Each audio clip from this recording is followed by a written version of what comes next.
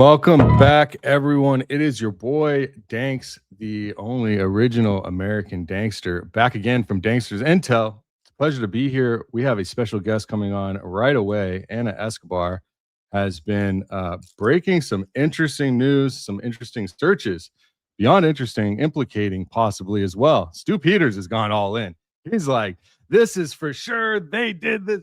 I can't go that far. But with Ana Escobar's findings and what had happened over the last 24 hours, probably going to shock you and also take you further into that fact that this might just be exactly what people might think it is. So, if you don't know Ana Escobar, I'll let her introduce herself. But briefly, she found some Google searches coming from the Fort Huachuca base location on Google Search, on Google Trends, specific various searches of captains and high profile figures in the political apparatus, in the war and defense and intelligence apparatuses. And so exposing this had led to something very interesting, and I'll let her come on stage to discuss that. So let's welcome Ana Escobar at Ana Escobar Show. Welcome. Thanks for joining. Thanks for having me on, Danks. It's nice to meet you. Nice to meet you as well. It's a pleasure to have you. And I know there's been a lot going on. I've been super busy myself. So what's cool and interesting about this is I'm going to get to catch up to the new information that I've been made aware of in real time from the source. So why don't you break down first who you are for people that don't know you, and then what got you into give us the lineage of who you are, what got you into looking specifically at this, and then because you made an announcement a few months ago, you were like, I'm looking into X, Y, and Z. Follow this. I saw that before, and then here you are. So I have to say, you say it and you did it. So congrats on that so far, and I'm sure there's more to come. So good on you. But explain a little bit about how you got here. Well, so I've been looking into the Charlie Kirk situation the entire time, right? Like just like everybody, I think like on September 10th, when I saw what happened, I was like, clearly there's something bad happened here, and I just didn't like it. So I've been investigating this thing, on my own independently, behind the scenes, I guess. I don't know, just not on camera since the day that it happened. And so eventually I kind of came up with this like working theory. That's what I call it. It's like my working theory, what I think happened. And I've been trying to like disprove it for myself for about the past 6 months. Unfortunately, we have not been able to do that yet. So I was like, okay, if this is what happened, then how would it appear? Like, what kind of open source information would we see that would either make something more likely, less likely? And then from there, I've just been pulling strings, I followed along with, of course, I love Candace. Of course, I love Baron. And so I learned about the Google Trends back then. And it's such a great tool that I'm like, okay, we can do so much with this. We can combine it with other things that, yeah, we're all in on that one, and we're going to keep going with it. So that's kind of what I've been doing. Nice. So what got you? So tell me about the actual searches as of recent. Okay, did something lead you to that? Were you looking at anything before, like flight patterns or other types, or what else got you before you were doing this? So what led you to these Fort Huachuca searches specifically? I'm curious, just as a researcher myself. Yeah, well, so a lot of times what I do is when I watch Candace and Baron, I'll kind of like, see things that they're looking at and be like, okay, is there anything that I can, kind of pull further on from there? I think of my show as kind of like a little research addendum to the big shows of the people that are investigating it, right? And so I'm like, okay, is there anything else that I would want to look at? That's how I feel sometimes as well. Yeah. All the time. And it's great. I love to be, I'll pass the assist, it's all good. I'm happy. I feel the same way. I'm like, yeah, there's something there. I'm interested in that. And then I just, I'm on there just, that meme of the guy who's like on his computer. That's me watching their shows every time. I hear you. So I've always had passion for looking into like aviation. I'm not an expert, I'm an enthusiast, but it means that I use a bunch of the websites that are really annoying for most people to use. I use them all the time. And I also have a lot of different friends in the aviation community, and I have like a little bit of background knowledge in that regard. So I was like, I wonder if there's anything that I can kind of do with this aviation stuff that is going to make it relevant to Charlie, right? I think of it like I always say that when I look at aircraft movements, it's my digital stakeout. I call it like my digital stakeout because the super rich people, they treat their private jets like it's their car, and we can Right. actually see where they go, right? Well, what's interesting about flying in general is that everything is tracked. The flight patterns are tracked. Now, a lot of it, I mean, now we're moving into a digital age. My father was an air traffic controller for 26 years. Really? I love aviation. I was Yeah. just looking at flying courses, like like what are they, the test flights or whatever, Mhm. just to go and do one because it's been so long. But I'm an enthusiast as well. Not nothing crazy, but I Yeah. definitely like planes and flying and so I understand all that, and it's but anyways, please continue. My No, apologies. I was gonna say my dad was an air traffic controller too. Oh, Yeah. okay. Very He cool. ended up doing that for a long time.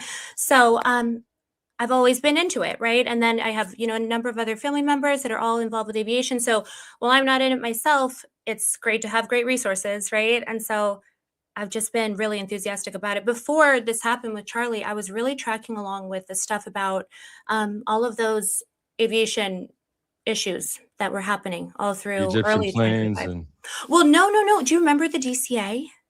Remember the midair crash? The oh, yes, yes.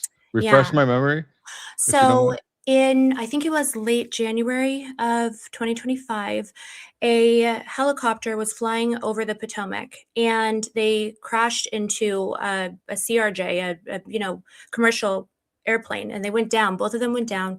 Everybody aboard perished. It was awful, awful Okay, I situation. don't know this one. I don't know this one. Okay, it was the first midair crash that had happened in the United States in 20 years, something like that. Yeah, it's like the DCA midair crash. I wanna say it was, like, over 20 years was the last time that that happened, and it was awful, but as we began to look at it, like, kind of in, like, the aviation community, we knew that something was kind of wrong and kind of weird about it, and it turned out that that helicopter was flying a continuity of government black route, and they were doing a like, a practice run, right? And it turns out that that's the exact helicopter that they would put either Vance or Hexath, they would put a VIP if they needed to evacuate them in the event of something happening with the POTUS. So I was like, oh, that's not great. And it turns out that, eventually they have now found out that there was a problem with the altimeter and the settings. And so the question became, is it possible that that was something that can be manipulated from the outside? So I was like very deep in investigating that when this happened with Charlie. There's been a little bit of crossover, but yeah, Well, it's not good. I'm sure that research history and experience only helps you. And that's what's cool about researching and diving deep. Everything that you do takes you further and further into something that you didn't expect or that you Mhm. and then that you can also use those skills in your future research, which happens all the time, which is great. So shout out to you for researching and wanting to put in the time and effort in the work because it's not easy. Um, and AI isn't going to give you the answers that you need. It might give you a great head start. It might help you Mhm. tie things up with a bow, but you really got to dot your I's and cross your T's. And I know what that's like. So why don't you tell us about these searches right now? You Yeah. got into, so tell me this story now, Fort Huachuca, the searches within Sierra Vista. I'll pull open Mhm. Google Earth and show people as well Yeah. where this is as Mhm. you're kind of discussing what's going on here. Yeah, no worries. So, like I said, I am like a really huge fan of Baron. I caught his first episode live. I have no thank you, algorithm. I have no idea Wow. how that happened. Yeah, seriously, he popped up, because of course I was looking everywhere for information. So I caught his first episode live. So I'm like, yay, the high IQ outfit, that's like where I come from. And seeing the way that those Google trends really seemed to indicate something, right? And then it kind of confirmed it for me with the fact that they changed the entire platform. They changed it. Well, they've tried to, but you can still use the old one. You can still get around it. No, Um, I didn't know that. yeah. So it used to be that you would just go on Google Trends and it was like a pretty straightforward website. Then they updated it to make it Explore instead of Classic.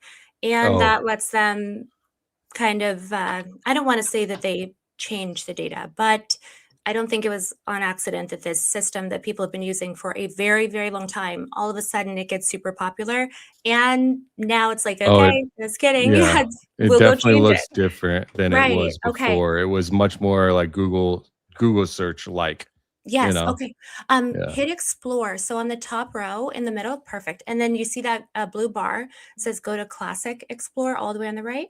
Perfect. Yeah. Uh, no, it's like still in the blue bar itself. It says go to classic. Oh, did you hit go to classic? Yeah, Oh, you did. You did. I'm Okay. in classic, You're on yeah. top of it. I should have known that. You're on No, top of you're it. Okay. good. I can make Um, mistakes though. Yeah, happens to the best of us. So inside of Google Trends, what you can do is you can actually look up really specific terms, and it's a snapshot of where other people were looking for something. I like it a lot because it's like, okay, this is not public; it's what people were privately looking for, right? So it's not like they're Yeah, it's just. not like, querying out, having a conversation on X and it's getting pulled from that or a Mhm. YouTube post or yeah, like Instagram. Okay, because it's in their browser on their phone. So when you go to Google and you're like, I don't know, swimming classes near me, Mhm. and you're put your city, that comes up. Exactly. Yep. And if you put everything in quotation marks, then that's going to pull exactly what people put into the Google search bar, right? Exactly what they Googled. So, what Barron had shown us was that there were these really specific Google searches that were happening around Charlie Kirk. And I've been thinking about, how is it that I can continue to investigate using this tool, especially now that we know that they're kind of onto us. So, I'm like, okay, they're kind of onto us looking at stuff. We know that they change it a little bit, but is it possible for us to get in there and still find, kind of novel information that could advance the story? So a lot of what I do is I go into the location bar and I look around the United States. I'll look around at different areas to say, okay, you know what? Is it relevant? There's a very specific FBI headquarters in Alabama. There's, a lot of stuff you can do with DC. I check the greatest ally. I'm checking a lot of different, I call them hot zones, and it's more for the digital stakeout, right? It's like, can we see what people were interested in and what it is that they want to know about, and like, can that inform us?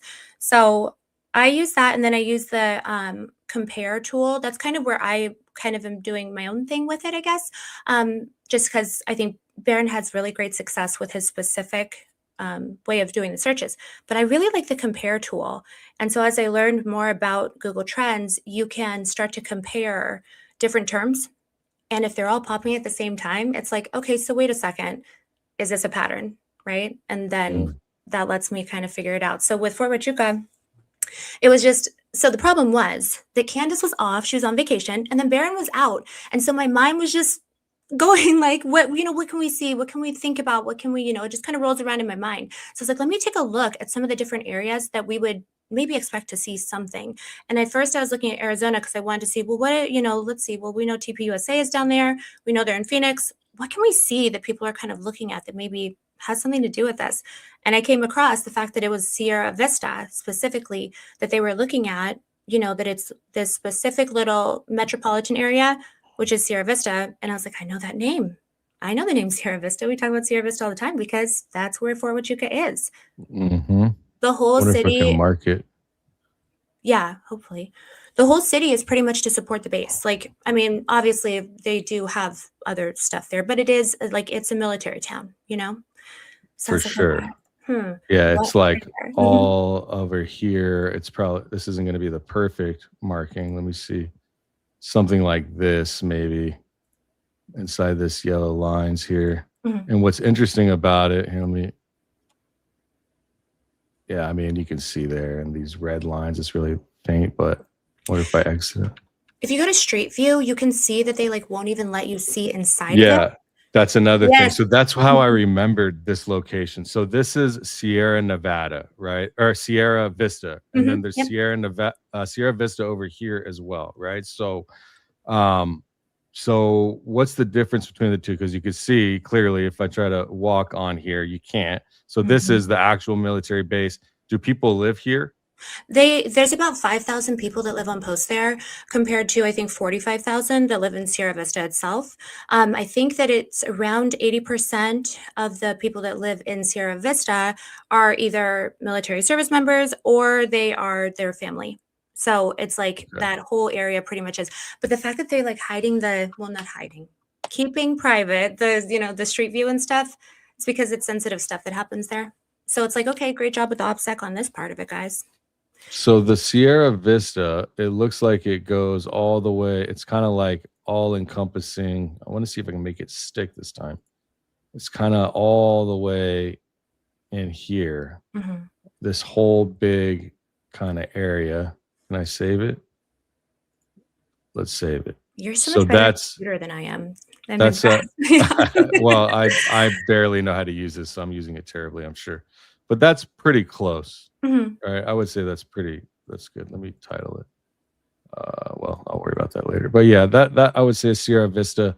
Now, the Fort Huachuca part, if you go back to Mhm. Yeah. typing in Like, turn it? Okay. Fort Yeah, Huachuca. Yeah, this is what we do. We like to come on here and see. So Fort Huachuca is all up in here. So right. now what is your how do we know where it's coming from? Is it coming from inside? Do you know? So let's now explain. Let's go back to having you Mhm. explain kind of Yeah. what these searches are that are this area, but then done in here. What's the tying? What's going on here exactly?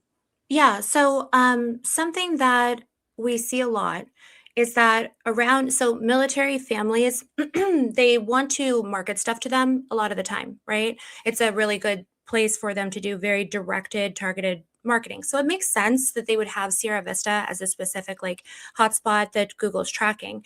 So the way that military service members, are living their day-to-day lives, they do have devices, they have computers, they have a desktop, sometimes they'll have a laptop, sometimes they'll even have a work phone. But generally speaking, they keep their own personal like cell phone on them all the time.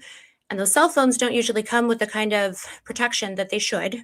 I know that we spend a lot of money in our military budget. Somehow it doesn't come with, the sort of training or equipment for our service members. That's not great. But they have their phone on them and they use it. They use it all the time, right? So not only are they getting targeted ads, but they're also using them for work related stuff, just like everybody.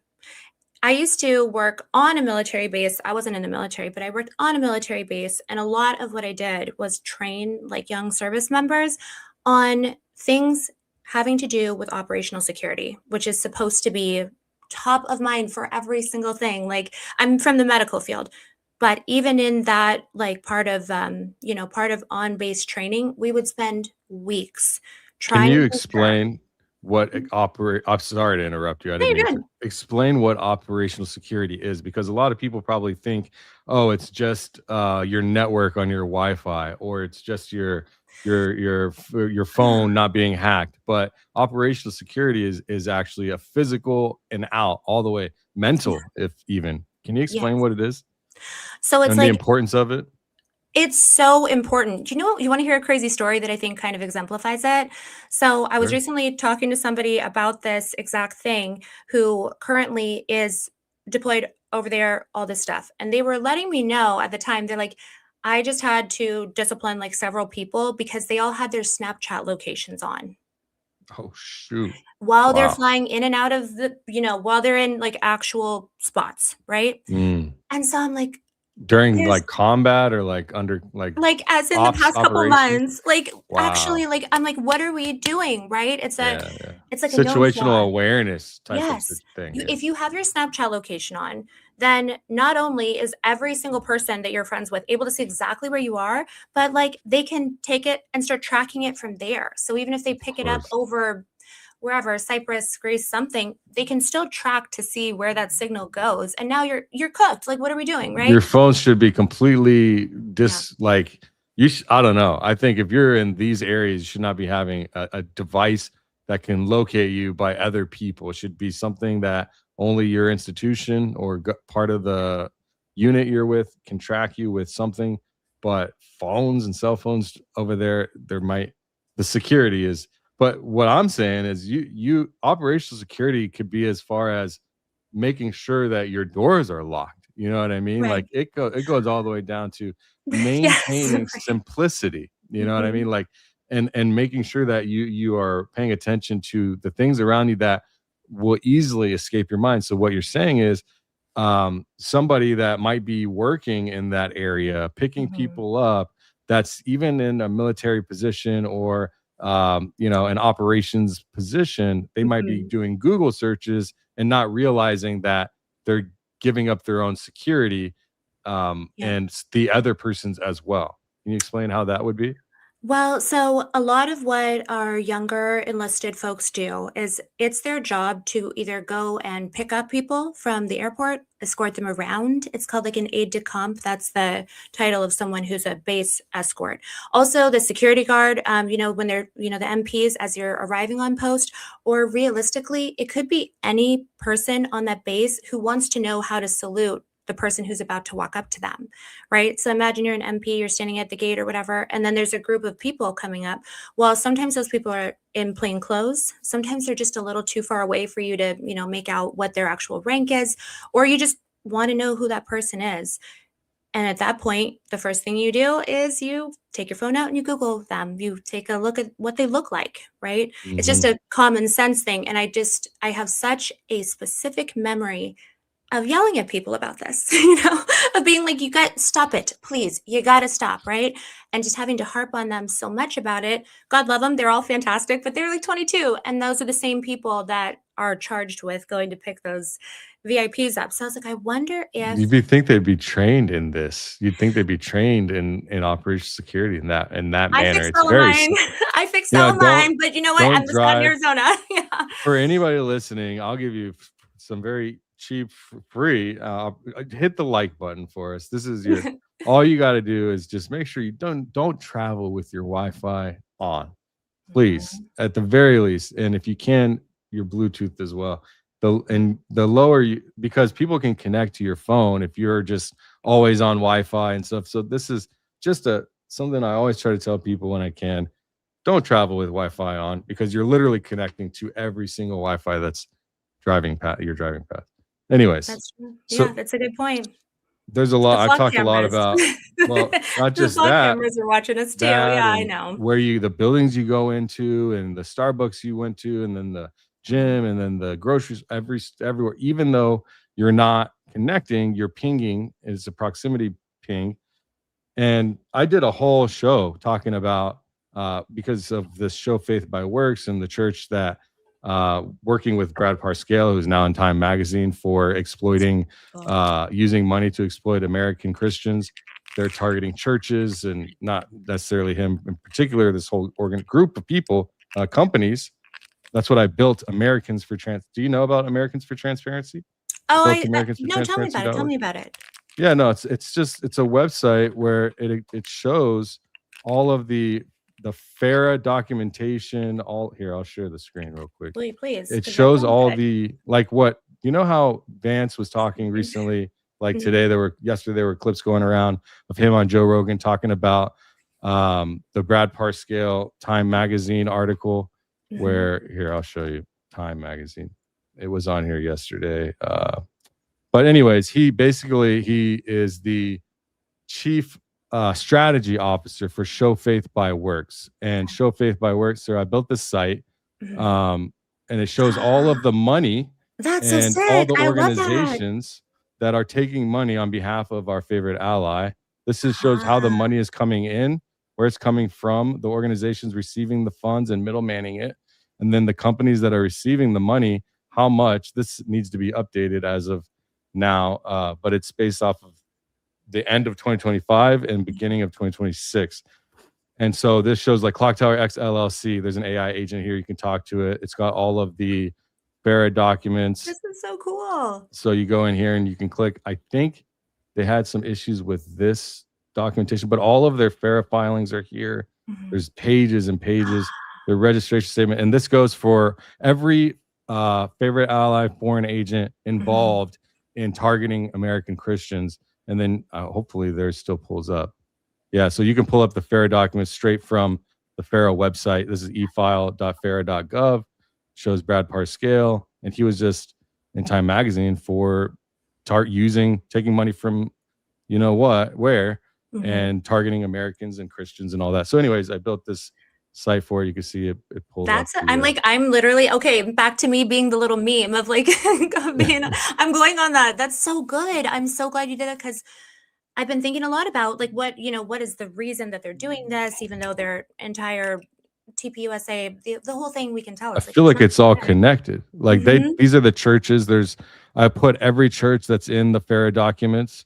There's 501 listed churches in the filings in all these states. I think 1, 2, 3, 4, 7 or 8 states.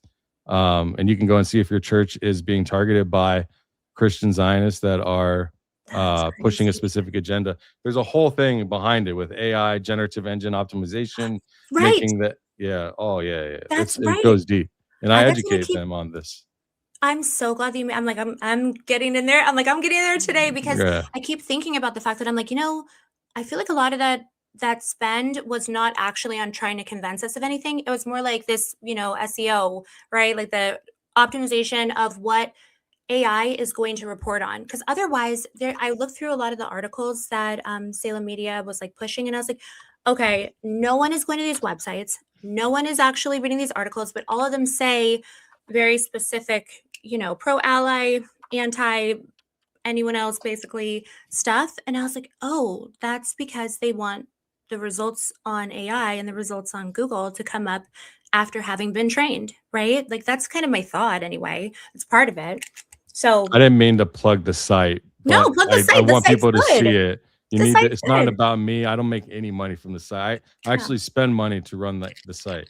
But I want people to go there and learn what it's got. Canary mission, it's got APAC, it's got them all. It's got all the everything. All the usual suspects, right? But anyways, yes, back to Yeah. what you're talking about here. So Like, what was the Google searches coming from Sierra Vista. it? Mhm. Should I just show you what should I Sure, show? yeah, you can show some of them. We What can get into it. video should I do you want me to do you want to just show me to do it, or do you want to show a video clip? What's easier for you? You can, I mean, if you had a clip in mind, that's totally fine. Either way, it's all good. I did go, so last night I was talking to Stu about these Google searches. You want to talk about the history of them a little bit more about how I figured out like which ones to do?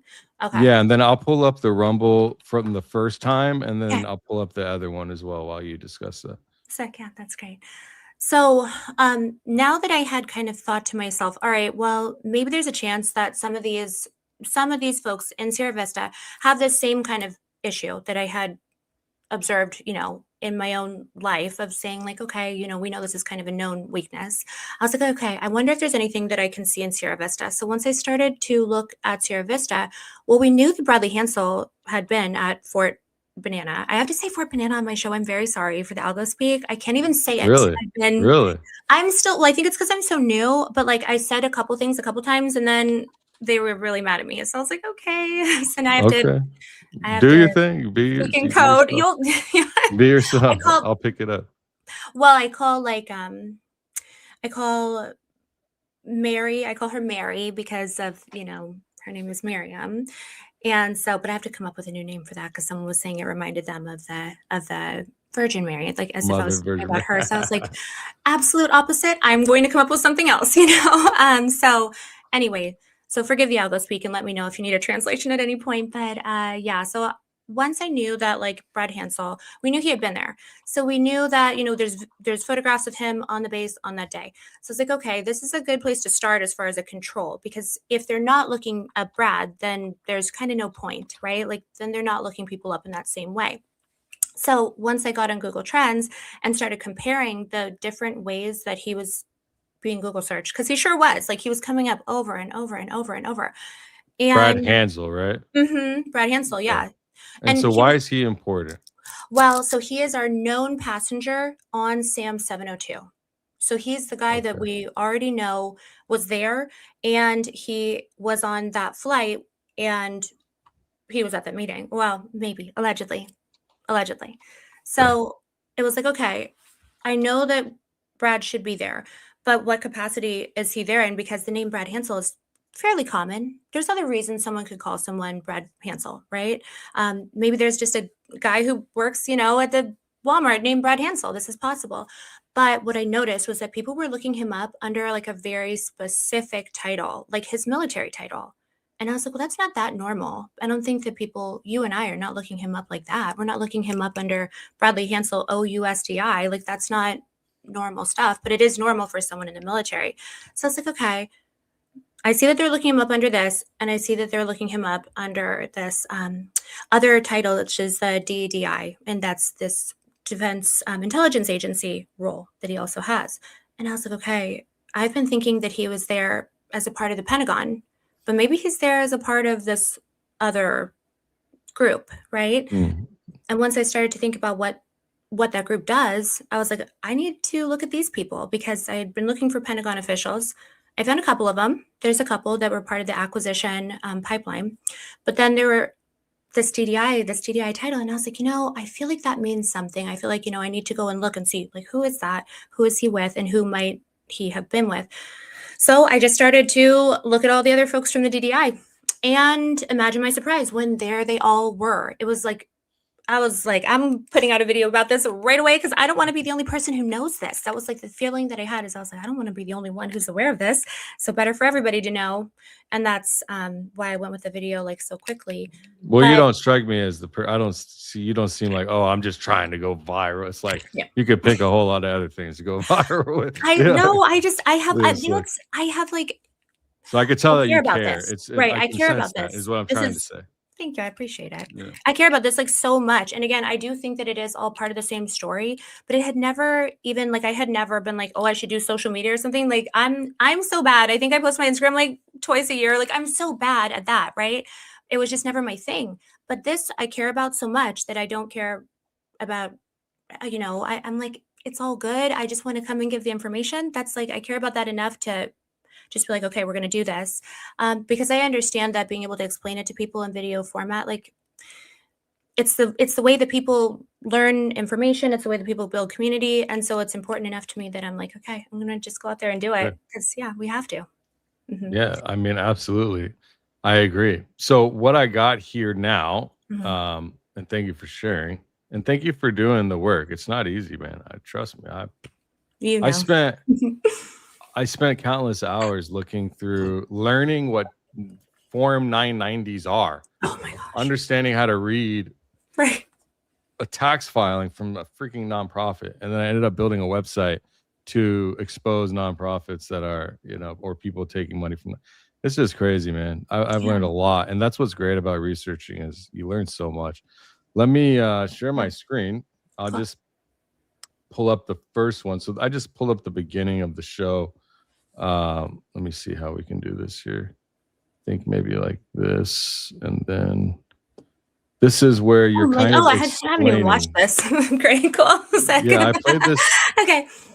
You do a pretty good job streamlined. So if you want to pause and explain it, just tell me. You could just start speaking, and I'll pause it for you. Is the data that was so this is her explaining. You want to? This is here. I'll play a little bit so you know where we're at. In a specific location at a specific time. When I've tried to divide up that data so that it's a little bit more manageable, you can make certain inferences. If you take a look at, and I love that you label yourselves as inferences, if they're inferences. That's important. A lot of people out here just claiming facts, and you just can't do that. It kills your credibility. So I agree, and it's such a complex topic that I keep thinking about. Okay, what pieces of hard data can we get? But from there, any hard data that we have, those are just really good clues because we do not yet know what happened. And then from there, we can just say, okay, how do we work through this and see if it makes sense? That's why I like using like this working theory model where I'm like, okay, it's okay to hypothesize. It's okay to guess a little bit, but you can't ever take that past the point of the truth. Once you find something that makes it so it's no longer possible, then you have to course correct and you have to have a new theory. Like you can't force the data to follow whatever you kind of want it to be, For sure. You can't make your own. That's what's great about going all the way through with, like I always say, and I built this channel on facts over feelings, receipts over narratives. If I can't bring a receipt, I'm not saying anything, Barron last night, I think his show last night, he said, if it's a fact, if I'm claiming it as a fact, I've shown it on screen. And that's where I'm at. I'm showing real, not AI, I'm showing you something that I went and I opened up page 29 out of 48 or whatever. Yeah. And I circled with a computer on Paint and I red boxed that shit. You know what I mean? And I went and I found it, so right.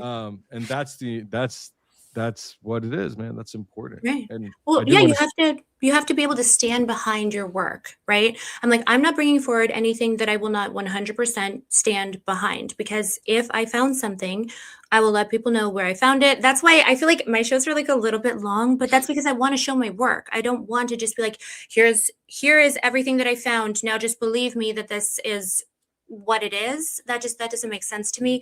I also feel like the more people that can feel comfortable doing research, the better. That's how we're going to get to the bottom of a lot of things, because everybody kind of has their own little, areas of expertise or niche thing that they're interested in. And so it's like working together, it allows us to, I think, get down to business a little bit more. So I personally like it. Yeah. So there I was talking about just like how I felt as though the fact that these items were being Googled in that way, right? You and I are not going to call someone that, I'm like looking at my little list here, the D-DIA, if we're looking up their name, we're not going to find them under like oh yeah. D-S and T. Like that's just, it's not a civilian way to Google stuff, right? Yeah, you So, start looking like right here, mhm. Brad Hansel. Why don't we go and do a search? Yeah, let's Let's do it because they have wiped some of them. That's the crazy part. So I went on Stu last night to talk to him about it because he found out that they have wiped Road Mic, I guess. I'm like, maybe we should try that. I just heard really that on Twitter. But let's try it. Road yeah, mic, try road. You put a quotation quote. mark. Okay, so explain the Yeah. difference. What's the difference? No quotation So versus you know how quotation. like yeah, so you know how like on Google, if you Google something, it's going to grab a great amount of data that is similar, right? When if you put into just regular Google Road Mic, it will show you other mics too, right? Yeah, Not just that one. So if you put something in without quotations, then at that point, what you're going to see is there's going to be searches for all different kinds of stuff that are similar, and that's or not really related, it's not related pinpoint data. topics. It's very related. Road lavalier, Exactly. some as DJI. Mhm. But if I put quotation road mic, Uh-huh. And then if I'm not mistaken, we need to take a look at, Arizona and Sierra Vista. I'm like, I wonder if I can find the tweet. Someone just sent it to me. So let's look in Arizona, specifically Sierra Vista, and then how do I find, is this so this is the yeah. state, Mhm. United States, and Okay. then what do I do next? Sure. So for ease, what we might wanna do is rather than put United States, we might wanna just type ARI, we can pull up Arizona from there. Okay, Oh, perfect. okay. And now hover over it, but then go all the way to the right. Oh, I know it's a lot. It's like it's kind of touchy. Yeah. Go all the way to the right, hit there. That's where you find Sierra Vista. So those are like the metropolitan areas that we're looking at. So see perfect. how they're all divided up. Yeah. Mhm. So now you can, if you hit on that one, then you can also look at. Wow. So No apparently, data. in the past 12 months, they don't have enough data that anyone in Sierra Vista has Googled road mic. Yeah. What? Get out of here. So, okay, if you look up the way that they remove data from Google Trends, because we know that that's like it's I like didn't know that you could do that. well, so the government can. Road comes up, Okay, good. road So why Road topic, road Mike? wireless. I I don't wonder why know. Road Mike does not. Tucson, Marana, Casas Adobes. Mhm. Okay, interesting. All right, so now we're here. Right. Let's get a fresh enter, and then I'll just have a fresh start. All right. So, So if anytime that you're looking stuff up, you'll want to be specific about where you're looking, about using quotation marks, and then about like what the time frame is. So a good place to start is always past 12 months, but you don't have to start there. You can do anything up through, I feel like the earliest one I've ever found, I swear I found something from like 2005 once, but you can go back a really long way in the data for what people were looking at specifically. And once you now, start narrowing down, sorry, yeah. go ahead. Go ahead. Go ahead. Sorry. I was just going to say, like, once you start narrowing it down, then that's where I was starting to see kind of these more trends. So, what I was observing was the fact that they were looking for these folks with the DDI and the Pentagon right in the lead up to this meeting. And they hadn't been looking at them for the like whole rest of the year that was the first time in 2025, I guess, that they happened to be interested in those people. So I was like, well, that's kind of strange. I don't really know. But it kind of gave me a clue that maybe there was something there. And then that's why I dug into it. Mm-hmm. So who was the first person that you searched in this right now? What she's so what I'm going to go to this part of the stream on the end where you kind of rapid fire at the end here. You start pointing out all of these people. It's somewhere around here. Okay. And I'll put it on like 1.25 and we'll play it for a minute. And I just want you to explain kind of the importance of this. That's what was happening. So we've got COS, John, Kirsch, how, whatever, D-DIA, Christine, no space, Director, James Adams, D-DGI. I mean, these are serious names, all searched in Tucson, Arizona from Sierra Vista area. So if we go back to Google Earth and we look here, this is the area that it's searching. But if you go and look at Fort Huachuca, if you're just joining, so Fort Huachuca is there, okay? This area is the military base and external like suburbs of the military base. People living obviously in, around, and involved in probably military operations and stuff in that city. All right. Now, allegedly, all of this, of course, Allegedly. If, for example, in this area where there's a Fort Huachuca where you can't go because over here is the fort and they don't let you see the road, the streets, they'll let you see the outside, which I've done before over here. Sierra Vista, Fort Huachuca is out over here, I believe. So if you can't even go on the road, this is a high profile place. So essentially, if all of these people that are being searched from this area, do you think it's just people curious about these high profile people? That's where you got to think about as you, the audience watching, when this clip rolls. Military person, most likely an escort, was conducting that search so that they'd be able to visually identify the person that they were charged with going to pick up. So at that point, they run that back.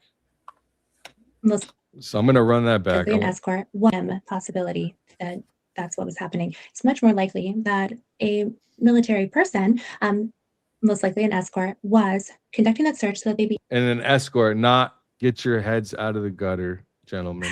A base escort. Yeah, a base escort. We can call it an aide de camp, but I was like, that's so, like, no one is going to know what I'm saying when I say aide de camp. Escort is perfect. Yeah. Yeah. It's you know what it is? It's Army Uber is what it is. Yeah.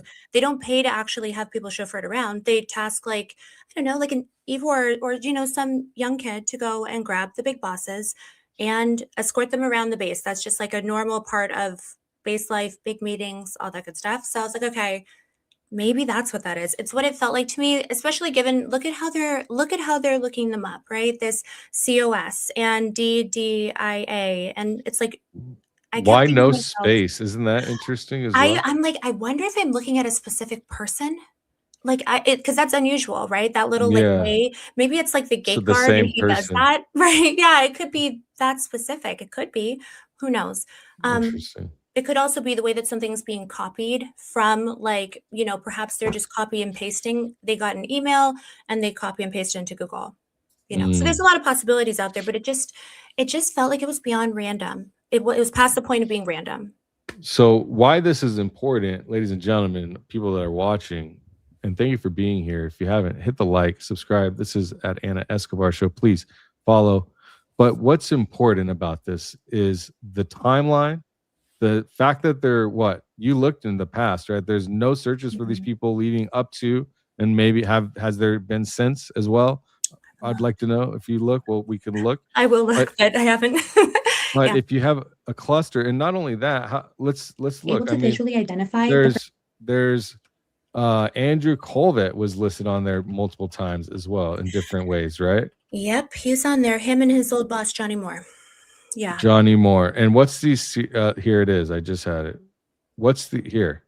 Right here. Perfect. Johnny Moore, Charlie Kirk, Andrew Colvett. What is this? AT something? ATK is ATK Media. Okay. Yeah, that's his like private production company. I was thinking to myself, well, maybe they were looking at him in his capacity with Charlie Kirk. Like maybe they were looking at him as a part of TPUSA. Maybe they're, I was trying to think of like, why are they looking at Andrew Colvett? That doesn't make sense. But they were looking at Johnny Moore and Andrew Colvett right at the same time, right on, what is that? I feel like it was the 7th and the 8th. I don't have my notes in front of me, I'm sorry. But I think it was the 7th and the 8th, on September 7th and 8th. For some reason, they were looking up Johnny Moore and Andrew Colvett Kairos, not Andrew Colvett Charlie Kirk, not Andrew Colvett Turning Point, not Andrew Colvett just period, right? They were looking him up as though he were a part of Kairos. And I was like, that is so weird. He hasn't worked there for 7 years. Allegedly, allegedly. So this Kairos company is their PR firm. Nobody really can explain what it does. You can go to their website, and they themselves were actually acquired. Well, there's controversy around this Kairos. What's the controversy?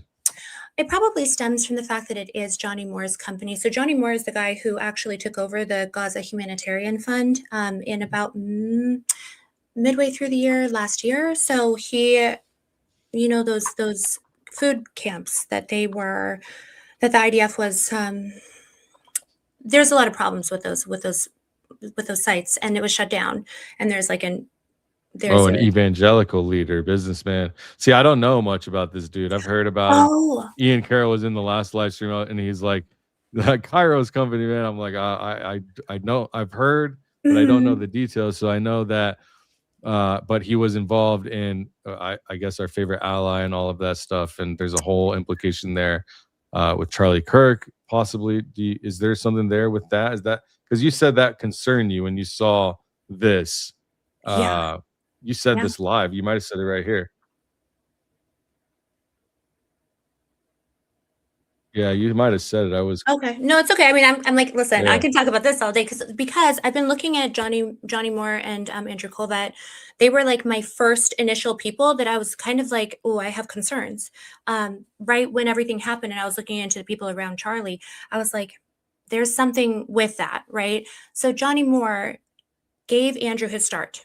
So Andrew came out of a Mark Burnett studio, and then he went to work. And then he went to work for Johnny, who also is kind of, I think, a little bit Hollywood adjacent, but now he's this evangelical leader. So Andrew Colvett went from Mark Burnett working in the studio under Mark Burnett, and then if you don't know Mark Burnett, you're gonna have to look him up. Don't have time to explain it, but he really doesn't like Jimmy Kimmel. I know that. And then moves from Mark Burnett over to this one here. To being with Johnny Moore. And then from there, that is how he got placed into, I don't know how, however you want to say it, allegedly. But that was how he ended up at Turning Point, was because he was recommended through this like business network. And then somehow Charlie just had a really bad PR emergency, and thank goodness Andrew was there to come and help him dig his way out. And he's been in there ever since. So he hasn't been with Kairos in, I guess, like 7 years, allegedly. But it's still Johnny Moore's company. Is this why people say that Andrew Colvett worked for Miriam Adelson? Is this connection here? Yeah, those are all the related people. So so she's got her hands in this pot of Kairos, I guess. So with Friends of Zion, which is a specific charity, they got hooked up back then. And so I don't know what the status is of their relationship today. I don't know how someone walks away from that sort of resource. I don't know. I don't think you do. Well, it's interesting that when we looked at the Butler timeline, there's, I have my concerns. We'll put it like that. I have my concerns because it was Andrew and Charlie who were in the bathroom with Trump when Trump said Miriam is going to give me $100 million to annex the West Bank, and I'm going to F her over. Yeah. And then 6 weeks later. That's crazy. Yeah. And it's crazy that Trump hasn't done anything really public or anything about the Thomas Crooks, any transparency around Butler, and then Charlie Kirk. It's like, what is going on? You guys getting shots taken at you, and people are getting taken out, and you have no incentive to turn over the stones to see and stop this. So what does that mean? Anybody getting into politics that has a voice has to be concerned for their life. Podcasters have to be worried about if someone's going to come take you out. Like that's some crazy stuff. And Yeah. our country shouldn't get to that point. But when it's corrupted from the top down with money, that's what happens. You've got all of these politicians, all of these big businesses, all of these lobbyists literally killing people. It's getting people killed, and it's getting leaders killed, and it's getting everyday people killed. Lobbying kills. I say it all the time. Luckily, people are starting to see that is a big issue. Right. I don't know how you can give someone, I mean, it's just, it's so blatant now that it's like, okay, so we can just write people a check and then we can do whatever we want. I mean, it's it's at a point now where it's so blatant, and I just don't like the idea that it's being run by the Department of Podcasters. I'm so sick of it being What's like, it's being pushed into the Department of Podcasters, and because their other way isn't good, it doesn't satisfy this age bracket that we're having now under the Fox News generation. So they've got nowhere else to go. The crazy part is once they figure out a way to take over the market and flood the zone, as Barron would say, or the media market or whatever, then they can really hammer you, because it's like no limits. You don't have to have the TV on. It's on your phone. You could have multiple apps firing at you with all this kind of. So going a little off topic, but I mean, no, it's not off topic. It's really not. Yeah. I mean, that's my impression. It's all the same story. That's kind of the thing, right? True. But I think you're exactly right. It's like, if for some reason we've decided that we are going to outsource our Department of Defense to the highest bidder and a Fox News weekend host, and we're going to outsource our FBI to a podcaster, right? A couple podcasters until recently. Then at what point? Jeez. I know, right? That's crazy. You said it, girl. You said. I'm so. I just want us to be a little bit of a serious country, when it comes to important stuff. So unfortunately, here we are. Wouldn't that be nice? You never know. Not too much to ask. Well, Bongino's back on the air. Bongino's Yeah, back. He's it's back on good the to pod, have. so that's Good okay. Good to have Vagina back. Yeah. I know. Yeah, he's been at least providing entertainment, which that's what the internet, that's what it should be anyways. He's Mhm. providing entertainment. Yeah. We're all, and what's great about what the people I associate with, we don't want to cancel people and stuff like that. We want you to have your piece and say it too. Right. And please, anybody calling to cancel and stop and Candace and all these attacks because of the truth. So now so let's get back to this and the truth that they're trying to hide from our very eyes. What we're just talking about, probably the same group of associations are these people that are involved, possibly, maybe, to this. Hypothetically. Yeah. So let's search. So Andrew Colvett, we obviously, you could see in this Mhm. clip, I moved it here. Let me go back to it. But Yeah. we can see in this one, Andrew Colvett is here. So should we try another We can search? try, yeah, sure, yeah. Or Try Johnny Moore or whatever either you one. want. Let's do Johnny Moore, just because you can see the entirety of it. Okay.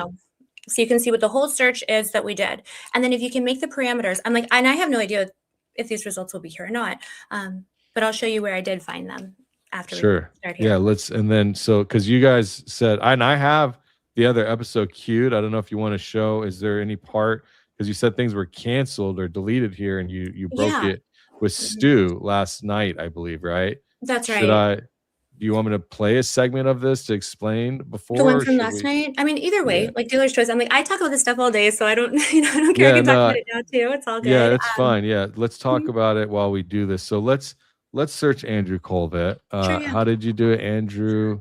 Why don't you do, Andrew? Why don't we do Andrew T. Colvett? That was one of the ones that I did. Or we can do Andrew Colvett. You can compare them, which is nice, and make sure and then we'll do. How do we do the next one? We'll add Andrew T. Yeah. So hit that one, and then once you hit enter, then it's going to pull up the option to have an additional search term. There you go. Okay. So for compare, then let's do Andrew T. Colvett. Sure. Yeah. Okay. Do another one. So, well, let's hold here for 1 second. So, Okay. just because as we were looking at the idea of if they've done anything to the data, I would say that, like, when I see that, I go, no, wait a second. So, what I'm seeing that you guys are saying is that someone searched Andrew Colvett that week in Tucson in Sierra Vista, and that's November it. 9th to the 15th, just once. Yeah. So, like, you see what I'm saying? That, like, that's a little, like, that's already like a little bit of a hint that there's something going on, because that's Why how is someone searching Andrew Cole? Well, well, no, maybe. no, Well, but I they're guess that not was in searching November. him. Oh, They they're not waved searching him. off. Yeah, it's like the idea that this person who has been in this situation So has only help me been searched. understand that. So he's not being searched only once. You're saying he was Well, searched I mean, once. it could have been like a couple times right then, but it was only that time, really.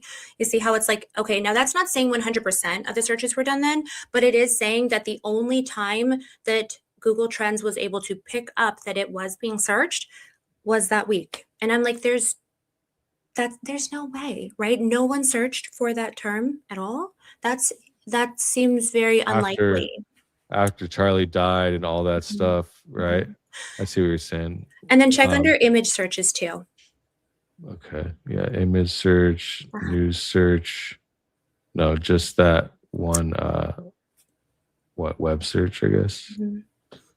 Okay. All See, right. see what I mean, right? It's like, so wait a second, you're saying that no one has looked it up? No, I'm pretty sure. But you have, right? You have evidence of the fact that this was Absolutely. pulled Well, up. let's go to a narrow time window. Go to that part where it says past 12 months, and let's use the exact same time window that I was using then. So if you would put in, let's try 5, you put in custom time range. Yeah, sorry, as I'm like, No, you're good. You're good. going along with it. So yeah, you put in a custom time range and you can put whatever dates that you want. In that search, I was using 5/1/2025 through 9/9. Because if you know, and I'm just talking along as you're doing this, if you think about the fact that he was being searched, like, up until that date, because not that many people would have realistically known about him at that time, right? And so that's why I always go up until the day that someone is there, or something big happens, then it kind of lets us know. If you hop over to image search, let's just check.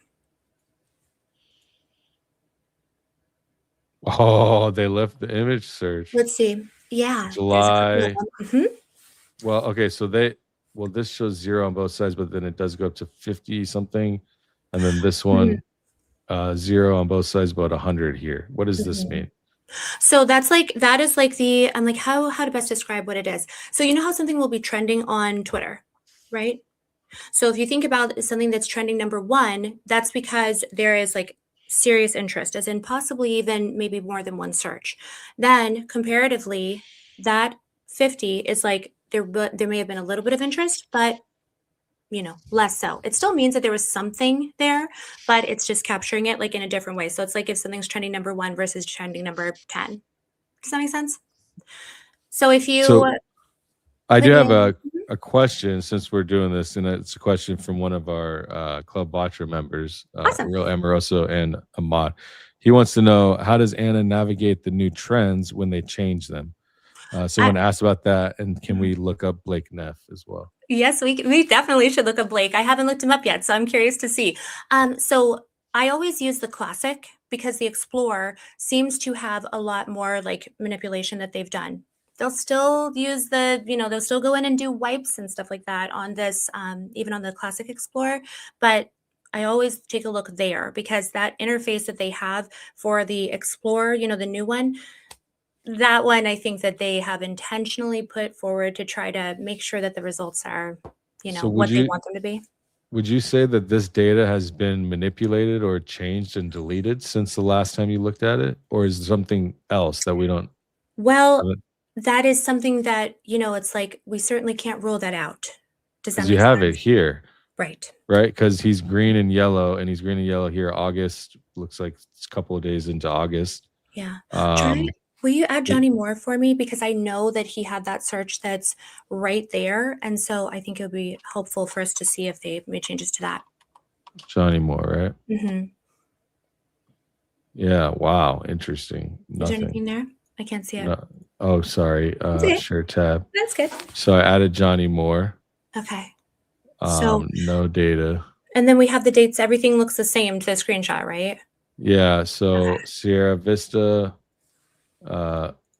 Tucson, Sierra Vista, and then 5/1/2025 to 9/9/2025, all categories.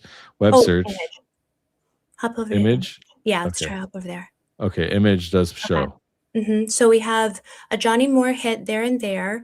And then if we go back over to the screenshot, that's where I think the comparison shows itself, because you can see that there were these little hits over the summer. Okay, but where's the search from September 7th and 8th?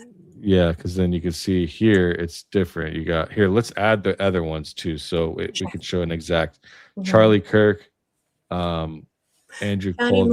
Moore, Andrew Colvett, ATK, and Andrew T. Colvett, and then Andrew Colvett, Kairos. So Andrew Colvett, ATK, like that. Yeah, And ATK. then Charlie Kirk. Oh, but I can't get the same colors. Maybe I can. Oh, well, maybe you can, because with that Andrew Colvett one, I don't know if I searched just his name plainly, but pretty close. This hopefully will be pretty close. What was Charlie Kirk here? I want to get. I'm like a. Yeah, let's do a blue, recreate. Let's do red. it. Absolutely, sure. Yeah. Charlie Kirk is blue. Johnny Moore is red. And it goes in Andrew Kirk. order. So it goes in order. So what we would want to do is go over to the very first one, the blue one, and then drop down, hit edit. That Okay, one will be perfect. Charlie Kirk. Got it. Charlie Kirk. And then the next one is Johnny Moore. I wish I had that screen so I could just tell you what the different ones were. Okay. I know, I have to keep Sure. switching. It's okay. Johnny Moore. And then the other one is Andrew Colvett, ATK. Right? Oops. Andrew Colvett, ATK. And then the next one was. Is that Andrew T. Colvett, I think? Andrew T. Colvett with the ... Is that just the That's just- quotations? I think that's just the quotations, because I didn't put anything after that one. Okay, so Andrew Colvett. Andrew T. Colvett for that one. Andrew T. Colvett. And then the last one was Andrew Colvett Kairos, I think. Yeah. Oh wow, yeah. That's Andrew Colvett Kairos. Perfect. Oh, and I don't know if lowercase versus uppercase, but just so we can try to recreate as much as we can. Yeah, I did lowercase. Perfect. Thank you. Capital K. Okay, perfect. Capital K and then the rest lowercase. Yeah. Yeah. There we go. Sorry, not me being a nerd, but No, I'm it's trying better to to be do it that way. specific. Okay. Yeah, try it again. Okay. Okay. Image search. So this is exactly the same. I Yeah, wish I so- could. Here, you know what I can do? I can do this. Perfect. Let me change this screen. Hold on one second. Window like this.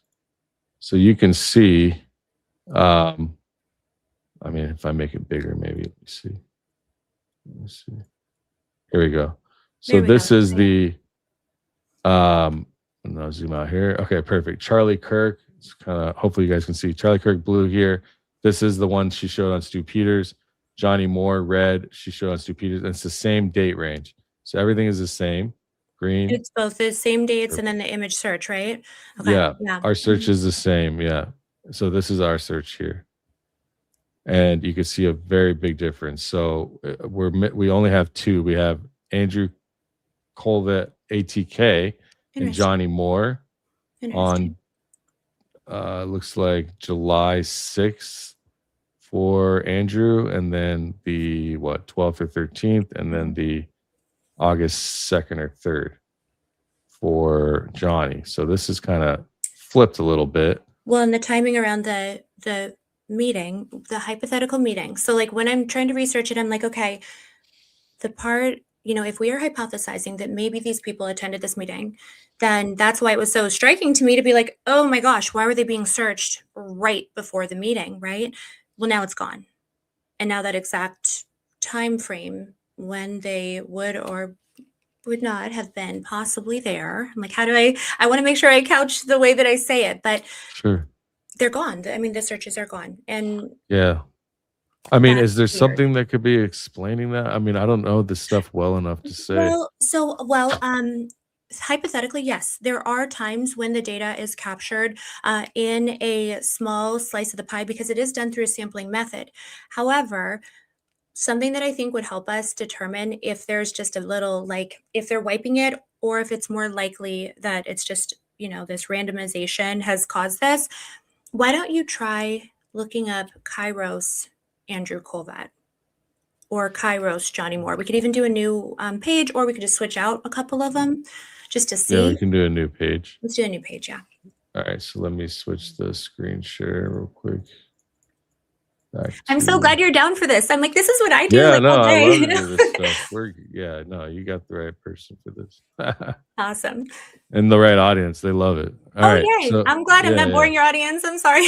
Somehow they love this stuff. I don't know how. How can they not love this stuff? Hang on a second. Justice for the nerds. Thank you. We have things to look at. Sorry. It's so funny because I always think I don't know how anyone would be interested in watching me do this, but they love to watch it. That's what they say, at least. Maybe they're being nice, but okay. So that's fine. We still got to look at this stuff, right? So yeah. Okay. So exactly. So we'll do a fresh start search. Did you duplicate the page or something? Yeah, I cleaned it out. So we got a fresh search here, just Perfect. The same city. So if we can remove all of the searches. And real quick, before we move further, what's the importance that people should know? If any searches, that one that is there, these ones that's there, why does this matter? Let's get to that. And then let's jump further. And I want to talk a little bit about the importance of these searches. Mm-hmm. People might say, well, why does this matter? What's the big deal? What is your inference, I would say? Well, okay. Let's speak hypothetically for a second. Let's just do a thought experiment for a minute, guys. If we thought that there was a chance that Fort Banana meeting was actually a demonstration of the kind of technology that they were planning to use on September 10th, right? I call it the Provo system. So it would be the folks that were involved with what we saw at Provo. So yay, nerds, yay. Anyway, so if we thought hypothetically that was the sort of thing that we were looking at, then it would be a huge deal if folks like Johnny Moore or Andrew Colvat were there. That would be a huge deal. So how can we find more pieces of information that would kind of indicate that is more likely than not? If we're looking up certain folks that are part of the Department of Defense, blah, blah, blah. Sorry, I can't, my brain goes ahead of my mouth sometimes. So if we were looking at folks who were part of the Department of Defense and we were hypothesizing that they were there, and then we hypothesize also that Johnny Moore and Andrew Colvat maybe have an interest in being there, then for them to show up at the same time as the searches for all of these high-ranking government officials, that would be a big deal, in my opinion. And so I'm like, well, and I honestly, when I saw Andrew's name come up, I was shocked. I don't even know what to think of it at this point. And I'm like, he's my nemesis, just so you know. He is my nemesis. And I still was shocked out of my mind seeing his name pop up. Yes, right. Yeah. I'm like, this is my nemesis. This is my, he's been the person that I've been thinking, oh, I really don't like the way that this is all playing out with him, right? And and for people to understand, this means that allegedly, at the very least, people on a military base or around it were Google searching his face to see what he looked like in multiple different ways. And hypothetically, it might, so this is a timeline where Andrew could have showed up at Fort Huachuca representing the Kairos company and representing, therefore, Miriam Adelson or whoever, hypothetically, to go and see a demo of this thing. So I'm not saying that's what happened. I am not saying that's what happened. That's the absolute worst case scenario. But hold on, run that back on me. So hypothetically, it could be that Andrew and Johnny, as part of the Kairos company, went to that meeting to be the on-the-ground representatives for what was going to happen. It could be. I can't even let my mind believe that yet. I cannot. I don't know why. But yeah, if you're going to draw an inference, then you have to. It's hard to say because there's no way, right? There's no way. I hear you. And look, and I've talked to Tyler Boyer. Seems like a very nice guy. We've had multiple nice conversations. Text and then one voice chat that was great. Nice guy. So it's really, but also it's not about them in particular. I don't have to talk to all of them to know that you can't give all of those people in his life money to stay silent on a murder cover up and have that many people involved. So it's hard for me to even imagine that his friends, and unless, and I've said this before, I said this the other day and I'll say it again, unless they've installed at least 50% of the people in his life, centerpiece being his wife. His wife would have to be installed, and then at least half of the people around him or more need to be injected. If that's the case, then I can imagine it. Other than that, you can't pay people, even if you gave every person, if there was 200 people involved and you gave them all $100 million or $1 billion each, somebody would come out and say something. Guaranteed. By now. I think you're right. Sure. Can I interject really quick with something to think about? Sure. So tonight, I think that actually tonight on Stu, so there's a Turning Point employee, a Charlie Kirk employee, and he just messaged me and said, "Oh, I'm going on Stu tomorrow," so that's today. He's a kid who has been with Charlie. He was with Charlie since Chicago, since the garage in Chicago, right? So he's been with him the whole time. Oh, wow. I don't know what he's going to end up saying because I don't know him personally like that. I've talked to him a number of times. And so my impression of Tyler Boyer is very, very different from what it sounds like yours is, based on what I've heard about him. I don't know him at all, but as far as that person, I think, thinks, Tyler Boyer is the person who installed Mikey McCoy, Andrew Colvette, Erica Kirk as kind of that centerpiece of the introductions. So if somebody were going to be making sure that everything was run a certain way and you're trying to get to over 50%, then I don't know that that's impossible. Especially given that, as I understand it, there was a couple kids that, I'm sorry to call them kids, young people that were with Turning Point that were kind of removed, nudged out right before. So I don't know. Yeah, I made I'm trying to see if I can find these HTML files that I made to show what. Yeah, I might have here. Let me pull a couple of these up. So this was I made these way back when oh wow, yeah, I'm surprised I still have these. I made these graphics to show. Let me pull these up here. Can I pull them all up? Boom. So I made this. These are terrible graphics, but I did. Make Let's go. Let me see the terrible graphics. You sound like me. So these are financial Good. investigation. Stop it. Okay. No, it's hard to read, but I did. There was, I forget where I was. There's a map that shows 2018 when he basically came on board.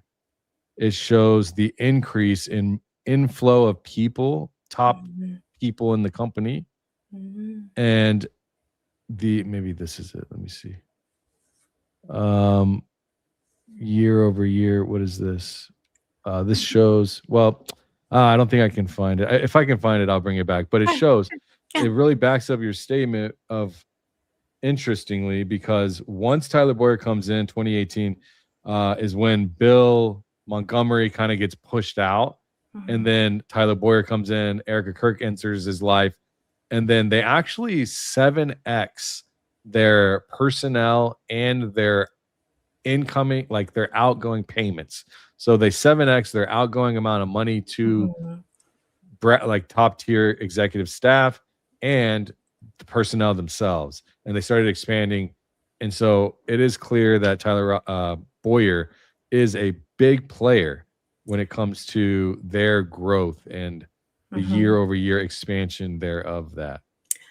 I know that he took over. Didn't he get moved into Turning Point Action at some point? Yeah. And I have a suspicion because of the fact that he is in that case with Jake Hoffman as a fake elector scheme in Arizona, even though federally he's cleared, state-wise he's not. And I think that they moved him as a result of that, along with other things. It's just a guess. I'm just guessing. But I heard he runs Arizona politics. I don't know. That's why I'm like, oh, well, maybe. The reason why is because he was a precinct committeeman, and then he kind of moved his way up the ladder. So precinct committeeman, interestingly enough, I don't know if you've seen much of my content, but Oh. he learned that there's this way to go through politics locally and to have power. And this precinct committeeman position, if I were to look it up here, what is a precinct committeeman position and its power / responsibilities? And then you'll see, and I believe he taught Erica Kirk this because she herself went and applied in her name, put herself as a write-in vote with one vote for the precinct committeeman position. I'll show you a snippet of that video. But a precinct committeeman is an elected or appointed grassroots political official who serves as the direct link between a major political party and the voters in a specific local neighborhood or precinct. So they're the integral part from the community to the network of actual major players that make decisions, and they're the heartbeat between the two, the limb, the arm from the body. Say like the White House and is the heart. Well, you've got all these branches of the body going out. Precinct committeeman is the arm that reaches out to the audience, and that person is the precinct committeeman. And so they have a lot of power that comes with it internally. And voting on party leadership, they can serve on the county central committee. They cast votes to elect the local county party chair, executive officers, and delegates to the state party convention. There's a lot of things, and what's interesting is he used this as a stepping stone, and then he became prevalent in politics, and then went to Turning Point USA. And what's so interesting is that Erica Kirk did just try to do the same thing. I'm not sure exactly why, but I'll show you that as well. So yeah, you're saying Tyler was doing that before he came into Turning Point? Yeah, I believe so. Yeah, That's before. And it crazy. shows on his resume, like on the website, Turning Okay. Point USA team, I believe it shows his precinct committeeman of whatever. It shows it in his bio. Yeah. That's that. Okay, I didn't know that. That is good information. So he was the hand that writes the check between the donors and the actual organization. Yeah, I thought it Well, was he's been that person for, like, imagine your whole working career was middlemanning powerful people with your community. He's Right. just doing it at a much higher level now, but he's been doing that from the jump, So he certainly is somebody who's been powerful and influential enough that it's possible, hypothetically, that he kind of directed the overall direction of Turning Point. Is that kind of Well, yeah, I mean, you're saying it's I see possible? him. I know that his position is kind of downplayed, but I actually see him as a very high, like, Yes. as a partner. I see him as a Yes. business, as a partner, owner. I see Tyler Boyer as like a foundational person there, especially for the real TPUSA 2.0 after 2018. Let me Right. show you this right here. This was the video. I might play a snippet of it, but here, I'll play this right here. Yeah. So this was super interesting to me. I'll just play What the I'm intro. about to show you is 100% proof that Erica Kirk is lying to all of us and is not who she's played the part to be. The Charlie Kirk trad wife, the one that just stays at home with the kids, the one that just wanted to work at Turning Point, the one that maybe had a real estate license, did some entrepreneur stuff, was in the entertainment industry. That is not who she is. She already ran. Woo! I didn't realize I was so fired up. for the Listen, GOP it's understandable. It's crazy. Keep it going. Position in Sutton, Arizona in 2020. Yeah. Not GOP Republican entertainment industry. That is not who she is. She already ran for the GOP Republican committeeman position in Sutton, Arizona in 2020, 9 months before Charlie Kirk married her. She was already at Turning Point USA. She was already getting involved in all of the things that he was up to. So why is this document that I'm about to show you being hid or not discussed? Why is she running for a So she was Okay. already Look at it. in politics. She's trying to be. I don't know what the Even point. met Charlie. Yeah, I don't know what the point of this is here. This shows the official, because she's a write-in ballot. She's a write-in vote. So she only has one vote, which it shows here. And basically she's a qualified write-in, which is what this means. Qualified write-in, you actually have to fill out certain paperwork and sign it and show your passport and all of your information. And then here I explained this right here. So she's got one vote, look, in Sutton election wide. Qualified write-in, and then check out what we were just talking about right here. Because there's one person in Erica's orbit who would know exactly why that filing matters, why being in this position actually matters. There's only one that I can see so far, Tyler Boyer. Boyer's own bio confirms that he has served as a Republican precinct committeeman, legislative district chairman, congressional advisory chairman. He chaired the Republican Party of Chandler, Sun Lakes, and Gilbert, Arizona. Look at that. Then seventh generation Arizonian and conservative activist, served as Republican precinct committeeman, congressional advisory chairman, regent, Republican legislative district. So you see where he started, Republican precinct committeeman. That's the foundation. And when you put that on your resume, it's like, all right, this guy's got a pulse to the community. And that's a strong asset to have, you know. That's fascinating. See, I like that you've already put that on him. You know who yes, well, okay. You know, I think you're exactly right. I'm so glad that you showed me that. Okay, because the feeling I keep having is the people that we're being kind of like, that are being forced on us, they're not, I don't know that they are necessarily the people that are in power. I don't know that for sure. I'm not saying that there's not some kind of either possibly complicit, possibly foreknowledge, possibly direct involvement. Who knows? Who knows? But they keep wheeling out Erica, but they hide Tyler, right? They keep, you know, pushing Agent Poso on us all of a sudden. They keep having Blake Neff sit in spaces. Who's Agent Poso? Jack Posobiec. You know, yeah, our naval intelligence guy. That he was in naval intelligence, I think, until like 2017, and then goes right into politics, and it's been interesting since then. And then he goes into Turning Point, even though he doesn't do, no one can tell me exactly what Jack Posobiec does, because he has a show on YouTube. I thought he was just a YouTuber, right? Like, I just figured he was, you know, in the social media. His show, Human Events, gets like 50 to 100 views per show since long before Charlie passed. So I'm like, I don't understand, but apparently he has an entire studio there on site at the actual. Yeah, no, he's a central figure to TPUSA. Let me go to TPUSA. Look at Human Events, his show. Look at his show. This will be, oh yeah, right. Okay, I'm sure he's on the website. I think he's in here too. Let me see. I'm pretty sure, yeah. I can probably, let me see. Jack? I don't know. I'm pretty sure he's on the site as like something. I can't remember. I could be wrong. But I know he does work for them, and I forgot what he does. We could ask. Well, what does go ahead. I was just going to say that, you know, you can look up his show on YouTube. That's when I started having like some very serious questions. It's called Human Events. But I do know that he physically has a studio.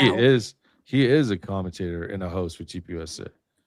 Yeah, he's in the building. He's in the exact building where they have the warehouse, where they have the actual equipment, where the equipment, like microphones and all of that stuff, is kept in a Faraday cage. He has an office in that actual building, but he does live in DC primarily, as I understand it. And he just sends over footage, and they edit it into his show.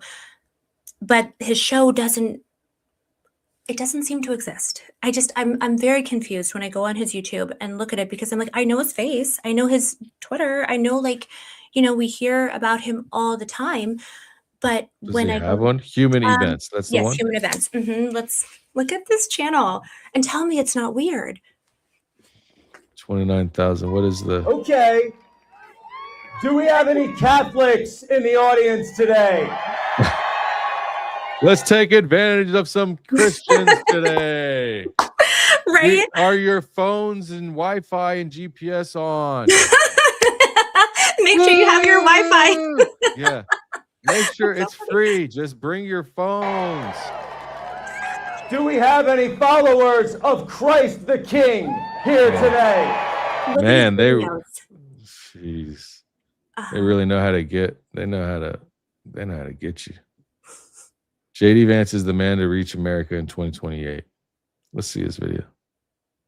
Like, I'm here at CPAC, Great Britain, and I keep getting this question. He's got 1 like, 8 views. Oh, 19 minutes ago. Yeah, I mean, yeah, we can go back like far as you want to with that one because yeah, okay, sure, it's been 20 minutes, understandable.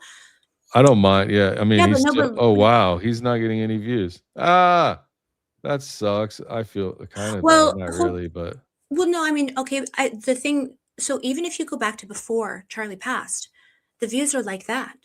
And the thing he's that I always keep been. thinking is, so this is not his job, clearly, because you can't, that's not like, if that's your job, then can you even be, I don't know. Well, can you even he be works on monitored? TPUSA, you know, Right. TPUSA Jack Pasovic. I think isn't he doing their episode? He does like something for them where he's streaming for them. He'll like jump in and do like certain streams. Jack But especially when Pasovic. Charlie was around, he wasn't like, I'm just like, so what does he actually These are do? old. Well, he's probably deployed by the government. Right? I That's know. what I'm I like, think. I'm like, that feels to me like something because So it he's a says troll professionally. No, I don't think so. Jack Pasovic serves as and we can't forget about Blake Neff, and we'll get back to the Google searches. I know we're just running with it. Prominent host, contributor, and commentator for Turning Point USA. He's one of and everyone should know when Jack Pasovic comes out, you know what to do, right? We do the poop emojis. We should be pretty good and trained on that. Where I don't see any though. Where are the poop emojis at? Do I need to start it? They once Jack Pasovic comes in, you'll see. I'm trying to create a thing where, well, whatever, never.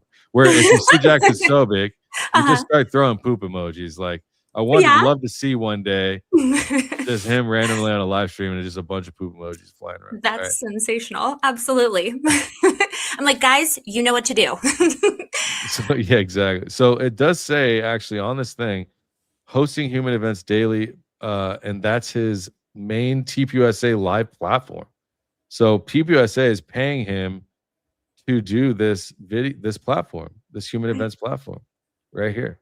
Yeah. This is does it not say by TPUSA or anything anywhere? Human events. Let's look at the X human events. What do we get? Jack Pasovic. Oh, Apple Podcasts. Let's see. Where's the Apple Podcast? I bet I'm like, you you're right. that's Maybe where he's they're crushing it, and I just don't have any awareness of it. Maybe I could be wrong. It's So let's got go it. find out. I mean, I don't know where to see here. Apple Podcast, human events. Jack Pasovic. Let's take a look. Let's see what is he getting views somewhere. Mhm. The human events podcasts. Is there a way to tell these guys? He's got 0 stars, 0 votes. So this isn't anything. Latest episode. There's nothing, no details. Oops, I don't want to follow you, bro. Nope. Stop. Not doing that. We ain't playing that. All right. You're so like, no. no, sorry. Mhm. Sorry. Nope. Okay, let me go back to this real quick.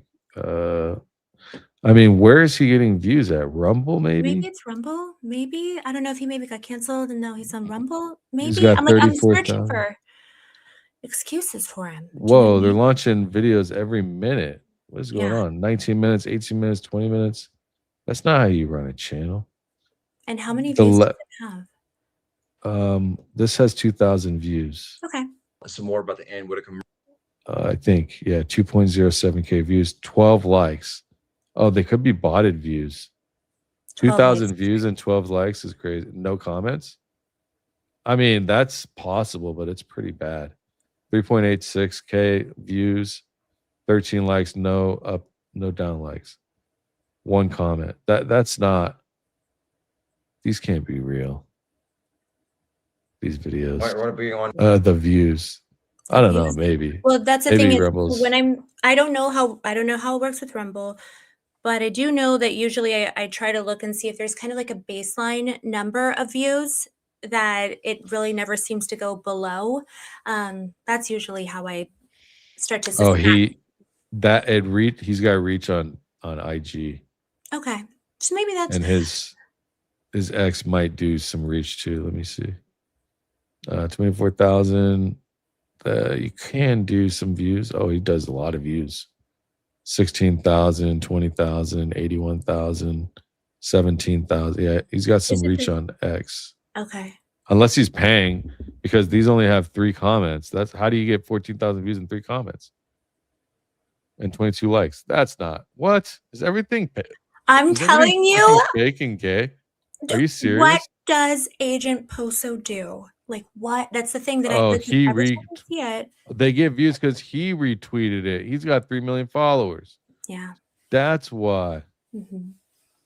This dumbass. It feels to me like I'm like, so there's no chance that this is some sort of like, Look, human events reposted 1 hour ago. I bet he reposted shit out of his own channel. right. Anyways, all right. I don't want to spend too much time on this. Let's get back to the But searches. right, sure. We Well, I'm were, like, oh, we should were. look up Jack Posobiec. Why Oh don't we yeah, look yeah, him up? Why definitely. not? Okay, let's do Blake Neff, Jack Posobiec, Perfect. and then And Charlie there's Kirk is at also control. Do you want to do, or someone has a thought about doing another person? It's all good. they said if there's a time another member wanted you to search Egyptian planes and Dodge Challenger from Utah up until 9:10. That's interesting. I am pulling a thread with that currently, but it's still in process. So can we go just lightly into Sure. that? Yeah, sure. So Well, as long as the searches are conducted in English, because Egyptian planes, yeah, no, of course. I yeah. think Dodge Challenger. Okay, so and then we'll have Blake Neff. Blake Neff. So stick around for the rest of the show because what we're going to do now is we're going to spend the next little bit looking at search queries about your favorite people in this story today of the Charlie Kirk assassination, unfortunately. So if you want, we can go ahead and pull those if you have any. But I'm for like, now, and fellow nerds, please follow along with this and practice along with this because I want all of you guys to feel like really good doing this yourselves. The more people that are searching for these topics, the more information we're going to find. And you never know, like, all of you guys have different areas of interest, different little niche things that you look up. Please, my fellow nerds, please look at this with me. So it's not just me and Danks here looking up all of these scary things, and also so you get good at it and feel comfortable with it and confident doing it because it's crazy the stuff that you can find. Like it's crazy how many things you can find. I found that Mary stuff like a month ago. the Merriam Adelson stuff. Yeah. Which one? Oh, I'm like, while you put in our search terms, I can tell the folks about it. So yeah. So about a month ago, I was looking at all of the Google trends that we were finding in the Greatest Ally, but I was also reliably finding all of these search terms in Larnaca, which is in Cyprus. It's right off the coast of the Greatest Ally. And I was finding all of these really specific terms, things like the address of the La Quinta or the address of Timpanogos Hospital, right? And there was a bunch of them. There was a bunch of these dates over the summer and the spring. So what I did was I compiled a list of all of the different dates because I thought maybe these dates mean something. I was like, why are they looking on these days, right? So as I looked through, I made a list of all the dates, May 3rd, May 7th, May 8th, I just went through and compiled it. Then I cross-referenced those with aircraft movement for the aircraft that I've been tracking as well. And so I did a total of 19 search dates, 19 dates, and went and looked at where those aircraft were located. And on 17 of those days, aircraft that are currently specifically registered to the Adelson family were in the same location as the Google Trends were emanating from. Now, that is not to say that they were the ones. I'm still not totally convinced that they would be so foolish to Google it themselves. But maybe. I mean, you could get to the point to where you're so powerful you don't care. Right. No, maybe. The only thing that holds me back or that I still am kind of pulling on that actually ties into this project that I'm working on now. I do not think that English is Miriam's first language. And if you are Googling in a different language, then it will not pull those searches. If you know, as we're hunting through, we're only seeing English results. So the thread that I'm working on right now is thinking about, what Yeah, languages. you don't even have to say anymore. I got you. You see where Don't we're going want with to that, trip right? yourself up. Yeah, Yeah, no, I'm not you're going good. to. I'm like, because before they go and delete all the data, I want No, to make you sure I don't get want it. to. Yeah. All right, so we've got Blakey Neffy, Jack Posobiec, and just Charlie Kirk as is right now. Sierra Vista. Okay. Past 12 months, we can change the time range. Mhm. We'll go to 05. We can start with 5. You can start with January. Dealer's choice. It kind of, you can start either way.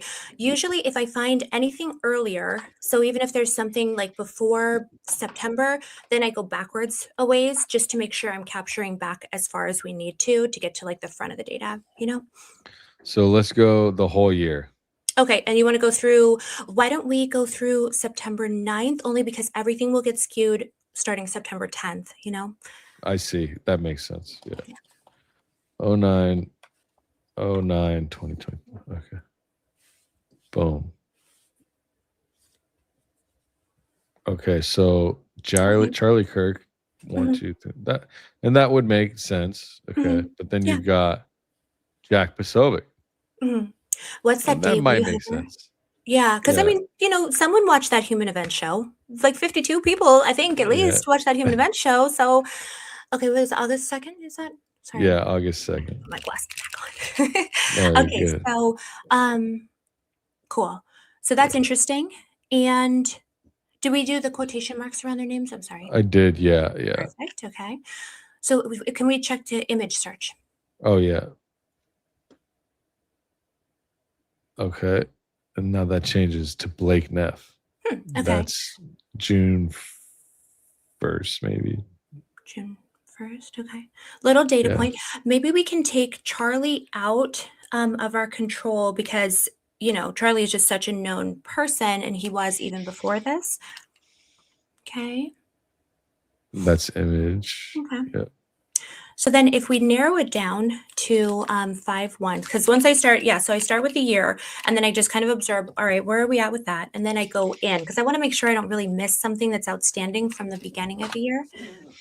And the way that it samples is, if you can imagine, if you're sampling out of an entire year of data, then there's just a lot more potential pieces to look at, right? Sure. But as we start to narrow it down, we can be like, okay, I am, all right, still nothing. No, just the one image search. June 1st. Yeah, image search. Okay. I'm like, fine, Blake, for now. You got one. They're just curious. June 1st. But interestingly enough, though, I mean, these searches, when we add them all together, I mean, you add, was like Brad Hansel, right? Let's put him. Sure. Yeah. Well, and if we want to be specific for Mr. Hansel, then we would want to do Brad Hansel, OUSDI. Perfect. Okay, so that didn't show, and that would be, and you would want to do before or after. You could do like another one, maybe where it's kept like that, right? And it's Brad. Do you do like Bradley Hansel? Definitely. I try all of I even do common misspellings. I'll do like even Bradley. I'll check BRADLY. You know what I mean? Like just. Oh, we hit on Bradley. Okay, just Bradley, full regular. Was there Bradley OUSDI, and I spelled it out. So not the Brad, but Bradley did image search, and that was May 25th. Bradley Hansel OUSDI. And so what's unique about that search is they put the title of the searched person, which is what was the title? Do you remember? I forgot. That is the Undersecretary of War for Intelligence and Security. So it's like his Pentagon role. That's like, his main job. It's this DIA, this Defense Intelligence Agency job. That's kind of the direction I think that this meeting was going. But, that's just his main Pentagon role. That's what he was in that helicopter doing, I think, is just going, seeing Fort Huachuca, going to the electronic proving ground, getting a tour. And I think that one's okay. I want to check something. I downloaded a file and I was looking at the SUV that Charlie was allegedly taken to the hospital in. And I have the VIN report and we ran it on the live stream. But I was wondering if that VIN number would have been searched before. I'm I very think we curious. should definitely check there. I'm like, where should we check it? We should check there for banana. And then we should check their greatest ally too, probably. Yeah, let me look. It was carcheck.ge. I think it came from. Let me see. Documents. Here it is. Card check. So interestingly enough, yeah, I found the full report on this vehicle. This came from Georgia, the country. This is I had to translate this from like Russian or whatever. But it was tracked, and the vehicle itself was last serviced near my area because I live in this valley, and I know the Jessup, not the family, but I waited tables, managed restaurants, and they used to come in. So Jessup. So it is interesting. It was sold at auction with a salvaged and then recleaned title in California.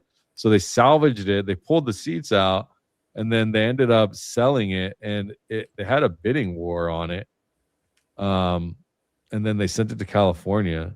What? So yeah, you could see. Is that normal? That doesn't sound normal. No, it's a very. And then someone even sent me a text or a message showing that it's actually on a government hold. I have that text too. Really? What does that mean? Yeah, this was someone that I'm working with that they. Yeah, I'll show you the picture. Let me find our last text.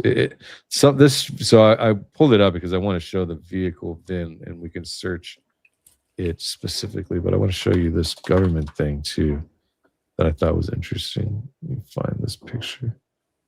So yeah, a lot of weird stuff around this case, and it's very concerning, you know what I mean? And all of these things, I can't find it, but let me get this VIN number. Okay. And we will run that as well. Right here. So we can. The VIN number doesn't change, just so I'm clear, because I don't have a great deal of like car knowledge or anything like that. So the VIN number never changes, no matter, even if the car is salvaged and it doesn't change. Okay, perfect. Gotcha. Never changes. So we'll do a fresh one, Explore, Classic, and then we'll do quotation. That would be crazy if this thing does. And then we got to add the date and all that, right? So United States. Afterwards, sure, but up to would be very interesting. Yeah, maybe the whole year, up through at least the 9th. And then where do you want to look? You want to look in Sierra Vista? We can for sure. I want to look everywhere. Okay, cool. Yeah, let's do it. Yeah. I'm like, do people like watching people do this kind of research? I have no idea. I think they do. Yeah. I used to think Okay, they didn't, but they do love it. Yeah. Good. I'm so glad. I'm like, I've asked many, many times. Yeah. We have like 6 between both of us. We have over 2,000 people watching. I got 1,600. I don't know. On X, I've never. You've got almost 100 on YouTube. I've got 600, or give or take 500 to 600 on YouTube. So well, yeah, people are enjoying it. That people like doing this stuff with us because they had no idea. This is what I do all the time. So I'm so glad that other people feel the same way. That's great. I was also surprised. Let me see. Over the years, or just in general, I've definitely been surprised because I've been doing content for years. But all right, here. That's so cool. How did you get into it? I was playing poker full time on the internet. And I decided to start streaming it, and then I started doing commentary. It did okay, but I didn't understand it fully. It wasn't that great of a channel. I did good commentary, but I just didn't understand doing it. And then I got into crypto, and I was making money in crypto, and started a YouTube channel that did decent, a lot better in the private, paid groups. They were paying for courses and trading analysis, and so I had a lot of that going on. But I was making a lot of money just in the crypto market from 2023 to 2024. It was only a year, 5, maybe a year and a half. Did really, really, really well. Then I spent most of my money, went broke, almost broke, close to broke compared to having millions. And then started doing this. I just felt like crypto was burnt out. I was tired of it. And I got into this because I was like, I watched I knew Jesse on Fire, watching him for years, and Awesome. all these people, Candace too, and Ian Carroll. And it's so cool to like know these guys now and chat with them on a regular basis. But yeah, I was like, why am I covering like this niche crypto thing that people just want to buy these tokens that they can try to get rich on? Right. And they're using me as like the pony to push out content. So anyways, I enjoy this. I have a passion for geopolitical content because of finance. I come from trading, and I've done foreign exchange currencies for 2 decades. And so I just enjoy it. Poker and high risk, high stakes environments is where I thrive. So I enjoy this stuff. That's so awesome. I love that. That's why, like, I always say, I'm like, it's going to take all of us. It's going to take all of us. Like this, there's so much to it. And we're talking about very serious agencies, very serious people, issues that, like, that's what I love about it, is there's so many people that have different kinds of areas of interest, expertise, experience, areas where they could stand to learn something. That's why when you tell me about the VIN, I'm like, yes, perfect. Someone who knows the answer to this. Yeah. So And, the VIN, and speaking of, the VIN didn't change actually. So okay. it doesn't change ever, and so it stays the same. Now they can change the title, they could change the on paper value of the vehicle by making it salvaged, meaning it was damaged, or the vehicle is damaged beyond the cost. So how you end up getting a salvage title is the insurance says it would cost me more to fix this vehicle than to just buy another one or to scrap it. Okay. So if that's not like, I don't know So perfectly, but it's kind of like but it's being totaled. It's kind of along those lines. Totaled will salvage your. So if you wanted to keep the vehicle after being totaled and not junk it, they would have to give it a salvage title and then explain why. It'll say, oh, this happened. So in their case, they actually salvaged this vehicle, and because they pulled out the seats and here, I'll show you. They pulled out the seats that were in the back where Charlie was supposed to be at, but they also pulled out the carpet that was there. Here it is right here. Yeah. So this is that same SUV. Right. They pulled out both those captain chairs in the back. Yeah, exactly. And then they pulled out the actual carpet square. Get this out of my way. Leave me alone. Okay. Yeah. Oh boy. And shout out to Allie Top Files and her another guy, Mike, I think. They were talking about this. It got me interested in looking deeper, and we did a live together, and I bought these, and I was like, I didn't expect this, because I bought 2 VIN verification companies from the US, and I got the same light report, and then I bought one from Georgia, Russia. Yeah. And it was in Georgian, and I had to convert it, but it gave me everything I needed, which was interesting. That's crazy. That's crazy. Okay, so you got that through looking for an actual outside resource. It's kind of like one of those websites where you can look up additional details, and then you had to translate it yourself. Google translated it for me, and then it happened to give me all the history of the details of the vehicle. And then I have the other one that shows the cost of here, I can even find it. It was BIN verified. Verified. Let's see. Maybe I can. I don't know. But anyways, the other one shows the cost of the sale of auction, and it starts at like $8,000 or $5,000. Doesn't sell, goes to $8,000, switches auctioneers, but stays the same place, I believe. And then it ended up not selling for $5,000, not selling for 8, 12, 10, 12. They even went to 20, 22, 24. It kept going up instead of down. It was a reverse thing. Yeah. They were, and it ended up selling for $62,000. 62,000 American dollars. 62. It says. Well, I mean, it's a brand new SUV, so I understand it's expensive, but here.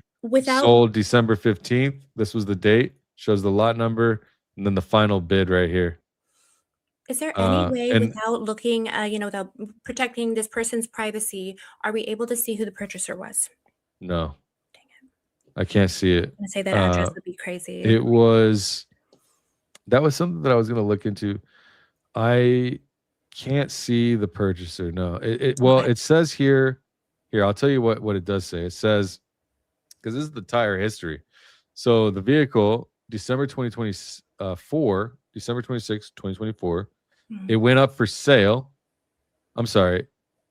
It was a rental SUV. It was serviced, Wait a minute. pre-delivery inspection, and It then was they rental at the time of the event? Is that what it we're was saying? rental before, and Okay. then it became owned. So it was rented, and then it became, I believe it was issued to a rental company, but then it was, yeah, here it is, titled or registered as rental vehicle in California. That was December of 2024. And then they registered it same day. And then owner number 2 was purchased Mhm. a week later, actually, weirdly enough.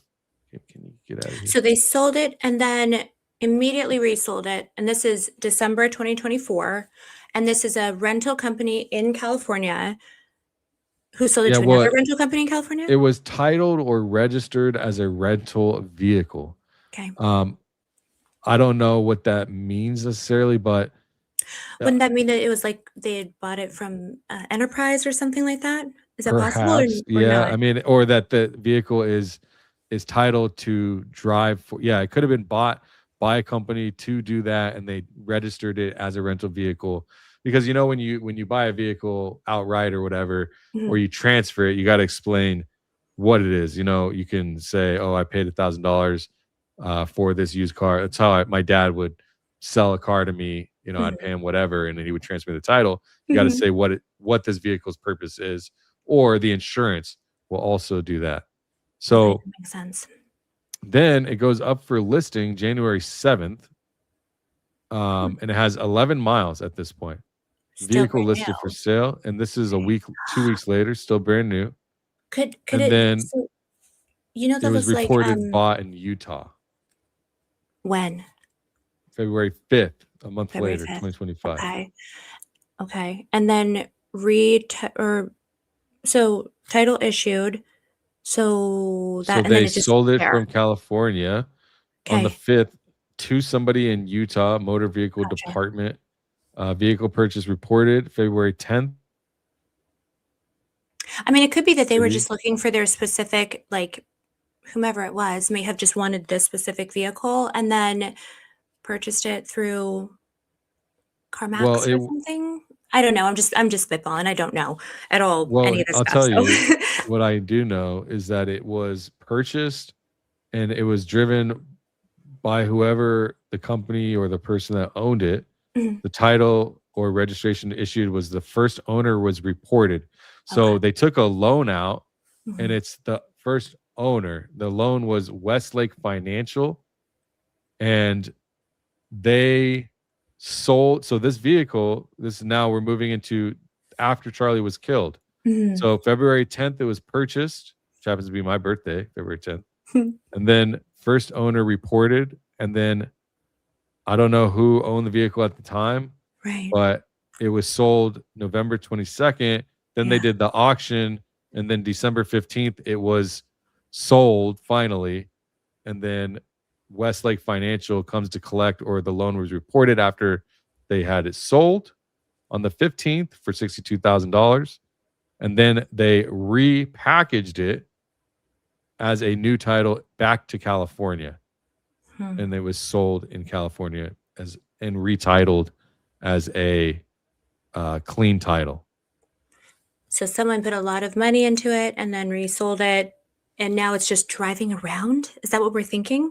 No, I believe I don't know. I thought it was just driving around, but I believe someone that has government clearance sent me something that shows. I wish I had it on me. I don't have it. It's somewhere in my phone. I don't want to look, It's okay. but yeah, it just shows government hold is all it says, and it shows the VIN number. It shows the VIN number, the car, I think, and then the government hold. And so, and it shows the area where it's being held at, which is in Southern California.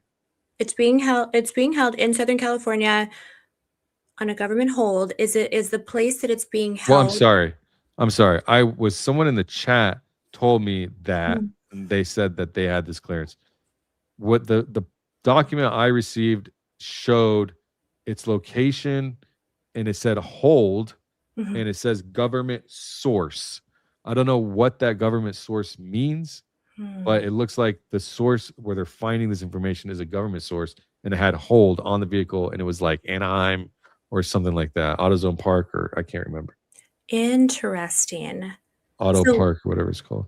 is it so I'm just spitballing, but is it hypothetically possible that they went through all of this process and then have now decided that they need to keep it from being out there in the public? Is that kind of, Well, yeah, or I mean, have you followed much of the SUV story and stuff that's well, been kind of going around? only from the shattered the shards and the Yeah. little individual So thing. Mhm. it's just interesting that you would take something that is part of a crime scene if somebody's that vehicle is undoubtedly, people say it's not part of the crime scene. It is. It 100%. is a major part of the crime scene. 100%.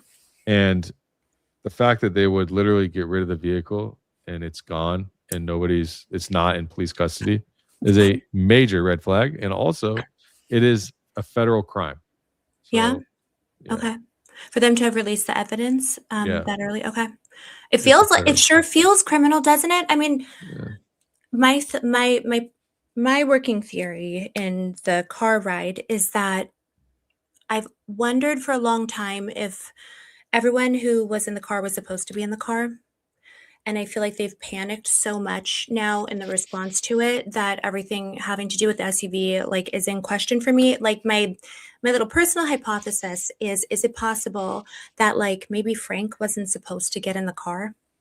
That's just my own little hypothesis, but the way that he goes and he moves, everybody else moves to a defined door, even though they are carrying Charlie, which they are supposed to have not been expecting to do, right? Frank tries to follow Rick Cutler onto the driver's side rear door. But Rick and also, Charlie too, kind of block his way. And then Frank hops his little behind in the trunk.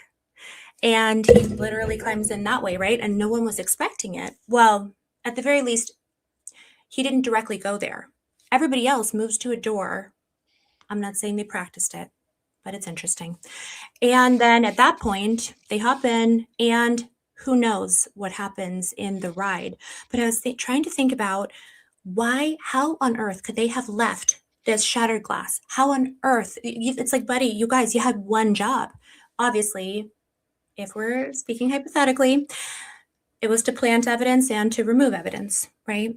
So if that's all you were supposed to do, how do you manage to leave an entire, whether it's a battery piece or not, this entire battery piece and all of this shattered glass in the car? How does that happen? And I kept thinking to myself, I wonder if it's possible that Frank wasn't supposed to be there because he hops in and now everybody, it's like, now what do we do? Because they had 6 to 12 minutes from point A to point B before they arrived at the hospital. They also picked up a tail of the police car escort at some point on the drive. So I understand that they were being observed to a certain extent. But if all of a sudden there's a guy in the car, I might tell him, hey, Frank, just pray. You know what I mean? Frank, just, Mm, okay, you know what? Just pray.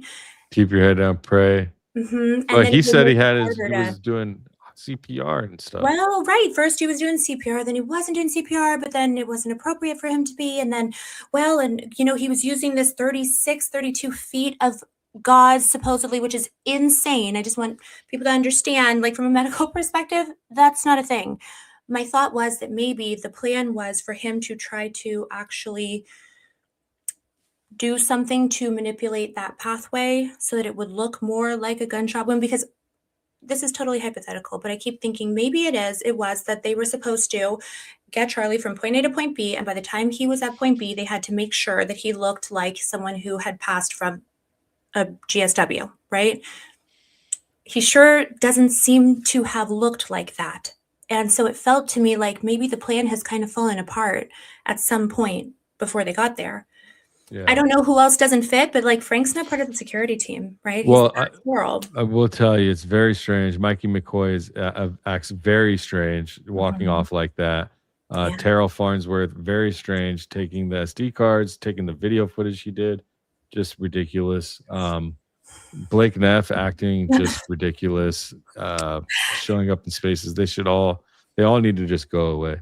Now, They I really- do want I want to close with this, and we're gonna get to super chats. I know a lot of you have contributed on both sides, so we want to read those.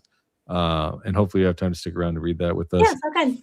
And then but to kind of wrap this up and explain, like, can you tell people what the stuff that these Google searches, now they're being deleted, it looks like, Yeah. possibly, but they have been found and searched, and we've got video evidence of that.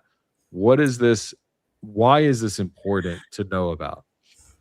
And why are we here talking about it? Because Yeah. obviously we're here for the same reason. Mhm. So, hypothetically speaking, if you were going to procure an exploding, an extra small shape charge explosive device, then the procurement pipeline is very specific, especially if you got that technology from overseas. The procurement pipeline, you would have the Defense Intelligence Agency go and find the tech. You would have a place like Accurate Energetic Systems create the actual component within the device. And then you'd have Crane take that actual component and place it within the road mic or whatever instead. At that point, you would ship it over to Fort Banana in Tucson, and that's where you would do a demo of what your plan was.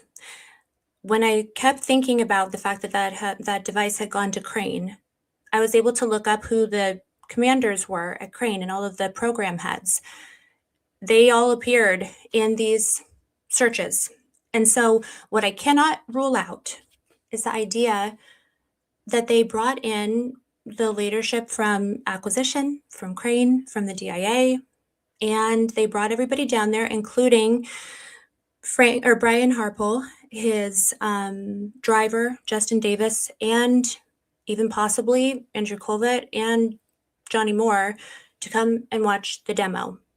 And unfortunately, as much as I am trying to figure out how to rule out that possibility, the fact that they now within 24 hours have gone and tried to wipe those searches makes me really worried that that's what we're seeing.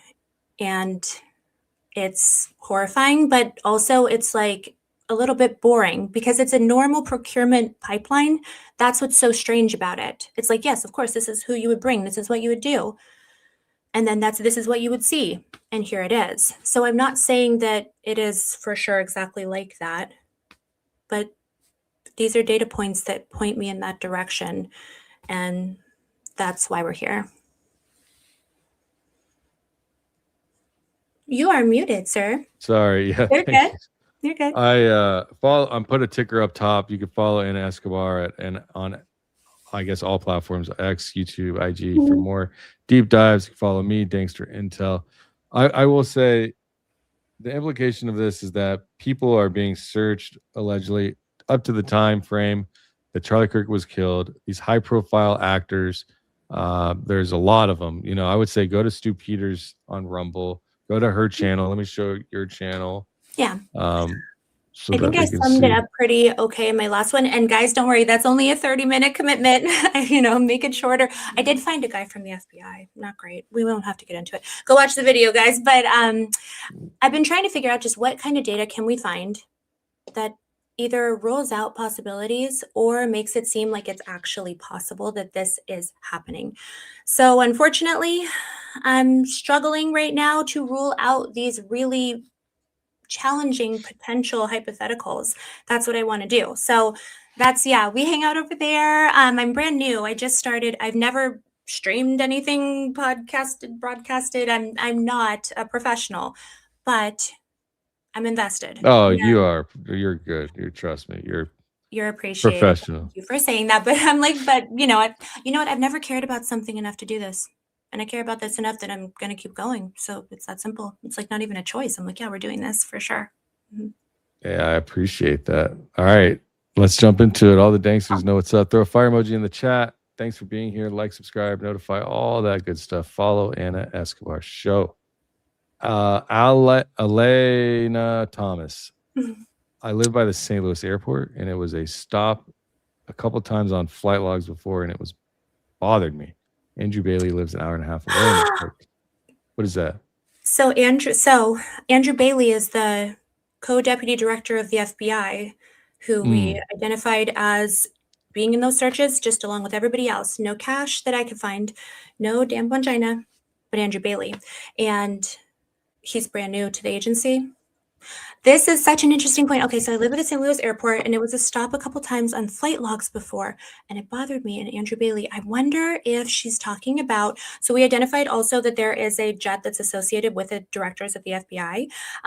They fly under certain call signs, and then they have certain tail numbers. So we've kind of been tracking along, like over there on the channel, we've been tracking along with where they go and what they're up to.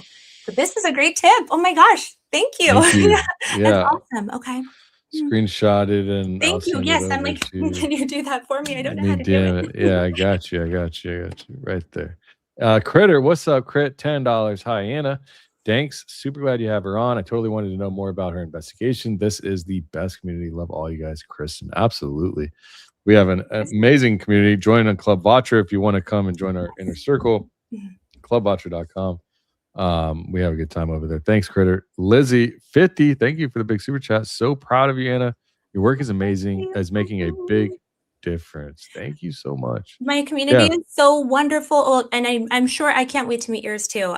But they're just so wonderful, and it's like people who just really care about finding the truth. So thank you, Lizzie. I love you so much. You are so kind.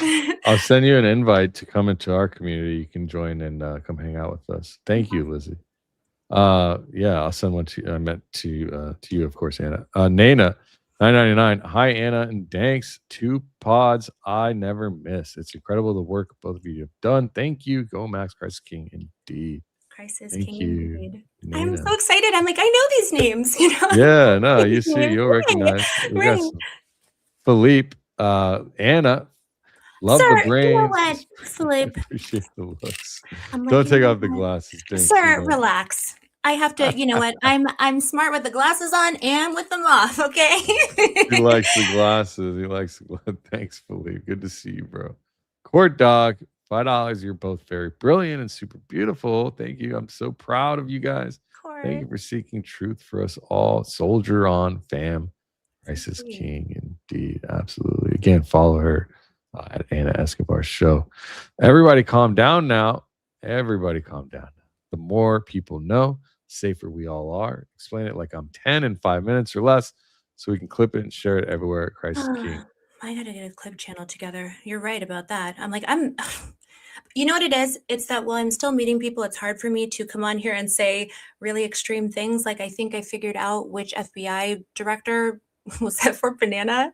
So it's hard for me to kind of be like, hey, just so you know, here's the list of everybody without showing my work. So that's why I'm like, you know, as I get to know people and that trust is built up and all that good stuff, then when I come on and say it, then you'll know exactly what I'm talking about. In the meantime, we need a clip channel. They're probably right. It's a cute dog, though. Yeah, man. You gotta keep it expanding. That's what we do. You know, we got our team of people. I mean, it's just all creators, and we're hustling and grinding. We're working with like on the website. I'll show you guys. You know, these creators like Better Judgment, she's been crushing. Baze has been crushing. Yeah. And these people, we're all kind of working together to support each other, and you can see like Discover Creators. So I just built this company with Jesse and partners. But like she had like 800 followers on YouTube. I started working with her, giving her some insights. And then if you go to her page, she's crushing. Here, let me show you. I'm all zoomed in over here. Against Better Judgment. And she's been taking some of the advice, and I'll jump in and I'll help when I can. She's got almost 7K subs now. That's so awesome. But her videos like 59K, 36K, 30K. Once I started, you know, obviously I can't contribute I can't attribute her success, but she's growing. Yeah. And sometimes we all That's what I'm we get saying. together and we talk about thumbnails and Oh my titles gosh. and descriptions and all this stuff. Okay, It all I'm goes coming and I into need a thumbnail 101 because I'm like, I have no idea how to do it. I'm like, okay, Yeah. screenshot of some random snippet from my thing. I'm coming and I need the thumbnail 101. That's where we have to start, please. I got you. I got you. We will work it out. Excellent research, says Lori. Good to see you, Lori. $10. Excellent research team right here. Thanks, Danks and Anna. Hey, I appreciate you. Winter Mute. Good to see you. Look at Charlie Kirk's funeral. 50% definitely exceeded. Have you done any look around the funeral and stuff like that? I definitely, you mean like the memorial event? memorial? Yes, I mean, yes, funeral, absolutely. But that could probably get messy. The show, right? the show, Yeah. yeah, I did. I was looking into it because I did a series on I call it the Mormon Mafia. So just I'm titling it, not that they're all actually in the mafia, but on Andrew K. Smith, because he is a friend of Brian Simowitz, and that's what brought Charlie to that what is it called? What was it called? The Restaurantology Summit. That was what brought Charlie to that. So I've looked at some of those players, but on my list is to take a look at the actual crowd images. I love the crowd images for any of these events, and then to see who I can see, who belongs, who doesn't. Yeah, 50% definitely exceeded. You know what? There were way too many smiles in that building for me. Yeah, that was strange. Very strange. I'll say that. Martin Reed, 999. Google gets cleaned up when we find data that supports our hypothesis, not to keep it from us, but to ensure that it doesn't get replicated in newest AI models. They're changing history in real time. Interesting. I think you're onto something, Martine. I feel like so much data is being collected and either discarded or manipulated in order to influence the way that AI digests data and then gives it back to us, right? You can go right now, even right now, you could go on Google AI and you could say, does Google remove data based on government requests? And it will tell you no. And then you go and you click on the actual link that it's talking about, and it will show you the millions of requests and deletions that it provides. And I'm like, so really? Yeah, let's try it. Google, ask it delete trends search data.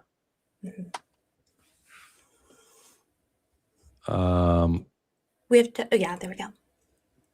Does not delete historical search data from Google Trends based on age, but it does strictly filter out and exclude certain types of search data to preserve privacy and accuracy.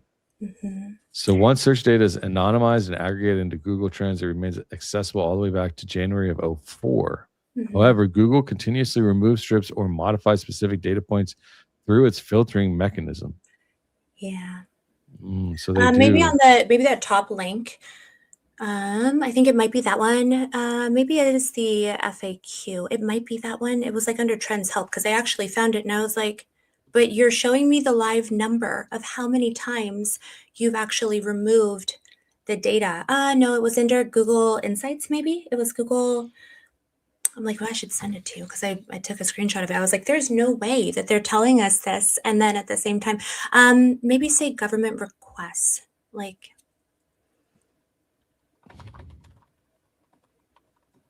because if we pull up the actual little spot where it tells us, the response is about a government request, then it's like, it's supposed to go through getting a court order. It's supposed to go through the actual platform itself to have it removed. So transparency report. Perfect.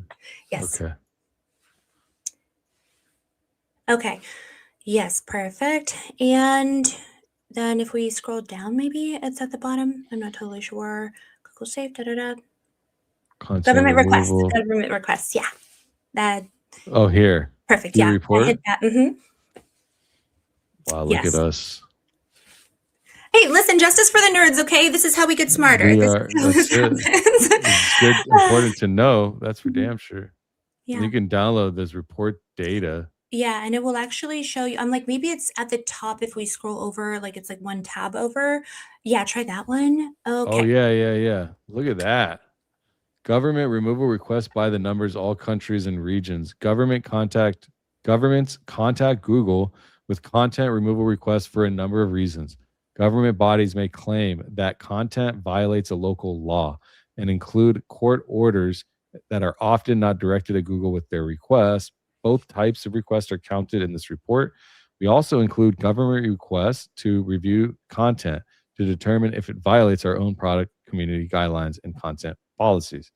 Since 2011, they removed 603,116. Total items named for removal since then are over 7.8 million. And this look at that shows, trend. Look at that. yeah, just going up and up. Look at this.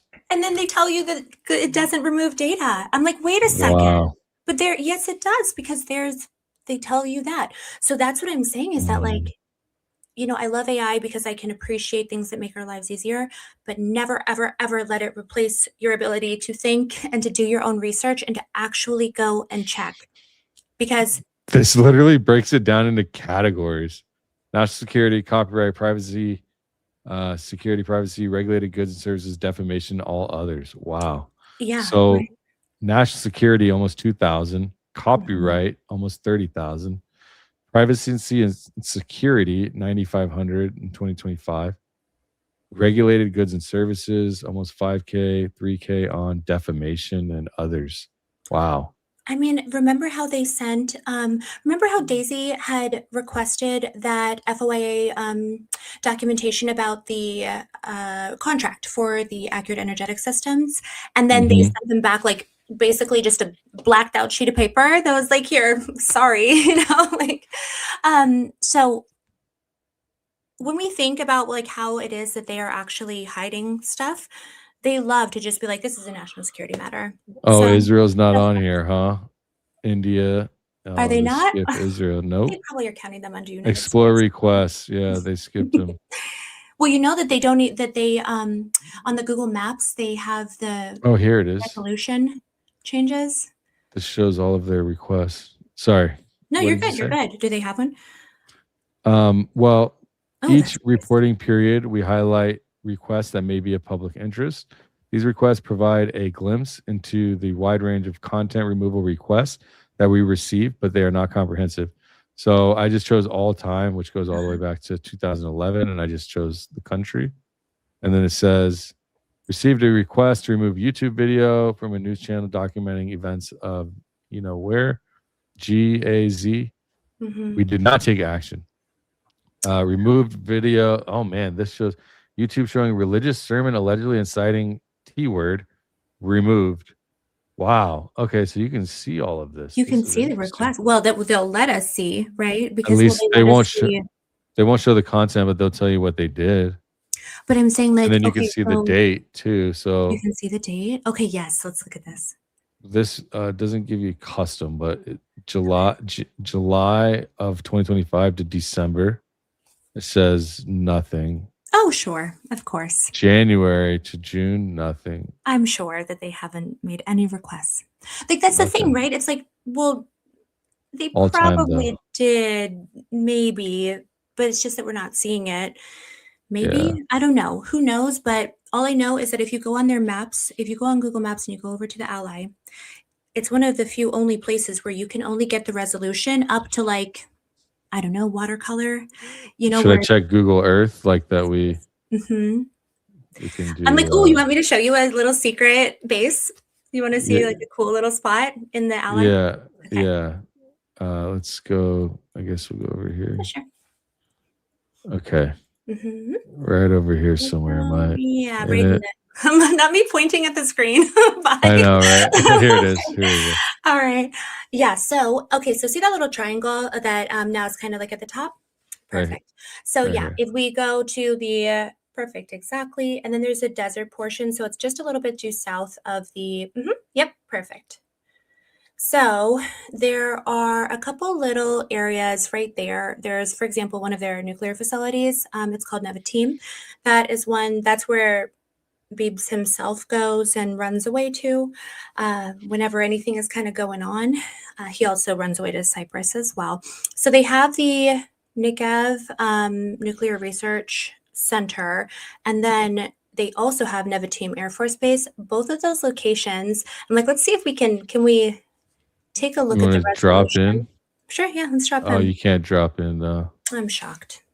I I'm shocked. know. Huh? What about if we go up north a little bit? You can go over to, let's look at, they have a secret place where they keep a lot of their nuclear weapons. And that is, can I say the N word on this stream? I'm sorry. Whatever you, yeah, Nuclear? that's fine. Okay, I'm sorry.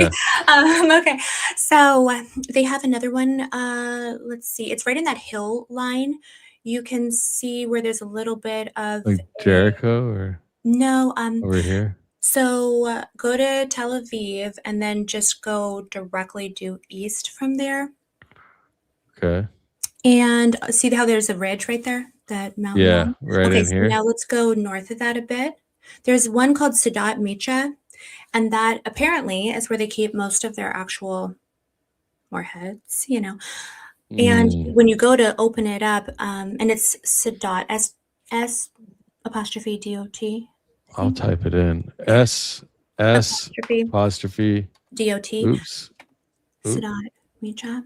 SDOT. Mhm. Is it here? No, it's Sadat.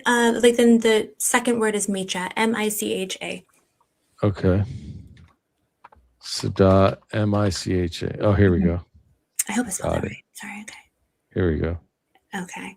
So you see how there's going to be like blurry areas. I wish that we would be better able to like do a comparison. Usually I look at it compared to there's like when it's like a Chinese map that I sometimes look at. But so apparently that underneath there. Oh yeah, this doesn't get any higher resolution. It's just Right. Go ahead. And it's sorry. so funny. Sometimes I'll look and check like the Google reviews for different locations and people will be like, these people are so weird. And I'm like, oh, okay. They don't realize that they're at a secret base. You know, they have all of this weird. You can't drop clandestine. anywhere over here. No Right. street data available. Mhm. Yeah, I mean, it's funny how they want to remain secretive and they want to they want us to file over all of our information. It's just Sure. Well, we should just give it to them, you know, through no. that new, right? It's like, we'll just give it to, I'm like, this is so crazy. I know after, well, I'm like, I shouldn't say it. There's a lot of these little stuff that is, you know, happening. And so I think that it will be really good for more Americans to kind of be aware of it. More people all over the world, but for people to be aware of it, because we really can't have accountability, I think, unless we kind of know what we're talking about and who we're talking about, right? Yeah, and Jesse, yesterday I did a live with Jesse. Shout out to Jesse on Fire and Yeah. JP Sears. We watched this video, JD Vance on Joe Rogan. I don't know where he was showing the clip, but it was a clip of him talking about all of these influencers that are literally pressuring him. I'm not going to find it, but That's pressuring okay. all of these influencers like the Jack Posobics, like the Andrew Kovitz, but they're paid by a foreign government to pressure everybody from the churches to the people listening on radio and talk radio and YouTube to the president to all the people around him and his cabinet. It's just out of control. And this is all full circle here, you know? Well, you know, but JD himself, I mean, he's part of the, I right? don't believe Like, anything anybody's telling me from that camp. exactly. They're all, it's. I'm so tired of feeling like we have to choose between President Palantir and President Netanyahu. Like, there's got to be more options out there, guys. That's why I love like when I see people talk about both data centers and issues with the greatest ally. I'm like, okay, you know, so at least you're not one or the other. You know what I mean? I've done a whole bunch of research on the money pipelines for like the Stratos in Utah with Kevin O'Leary, the people he's involved with. It's interesting because Kevin O'Leary's Stratos is being governed, the federal in-between to allow him to build his data center is operated on the Fed level by John Curtis and Mike Lee, the same two senators that showed up the night before Charlie Kirk was killed at UVU asking to speak to the police about the plan. And that's in Chief Long's communications. There's so much. Yeah, and it's the same two people that are governing. I'm like, I need to know this. Utah. So the people that are in between governing the new data center project by Kevin O'Leary, that is their company that is governing at a federal level the implementation. There's like they installed something called MIDA, Military Installation of Domestic Authority, or something Mhm. like that. And they make all the decisions for the state and local regarding the data centers.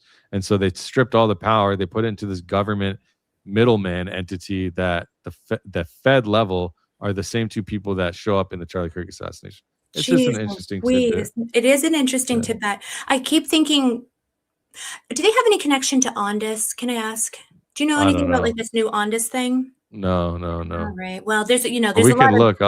I'll give you look my at when you info look at also. Ondas. Okay, so listen, it is a greatest ally associated company that is now they have now partnered with Worldview and Palantir, Mm. and also a new drone maker, and also the World Liberty Financial.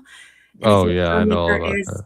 right. And so it's Ondas, and it has grown in a way that's like meteoric, right? This company didn't exist, but it came from Mistral, which is how the greatest ally government, gets their systems, their weapon systems into the US. And I keep getting these same people popping up. I'm like, so it's not great because they partnered with Palantir and Worldview. I think they're Yeah. making what's the Eye of Sauron? Well, I'm pretty sure they're making the Eye of Sauron. Like at this yeah, point, that's how I feel. they have enough video footage of the Earth and all the graphical nature needed to create whatever they want to do surveillance wise, which is scary to think. We are governed more tyrannically than right now today, as is in this country. If you look up the definition of tyranny, I said this the other day, but you'll see that we're living in a tyrannical government. And also anyways, I don't want to get too deep in that, but what's up, Butterfly? Hi, nice to meet you, Anna. Thank you for going, Max. You're one of us. Yes, one of us. Absolutely. So I picked up Butterfly over from Baron when I did his members only. You mentioned you watched that as well, I Of think. course. And so I picked up a fan, and I love to see a lot of them that come by, all of them. It's super grateful. Baron is amazing. Yeah, absolutely. And just a goat of all goats. Seventh generation. He's the first gay one. Oh, talking about Tyler. Poor Tyler. Yeah, seventh generation. No, I think that stuff might be hereditary, but maybe not. I don't know. I don't want to speak ill of people I don't know, and I don't know any of them. Honestly, I don't think Tyler's gay. It's funny because we actually talked about it.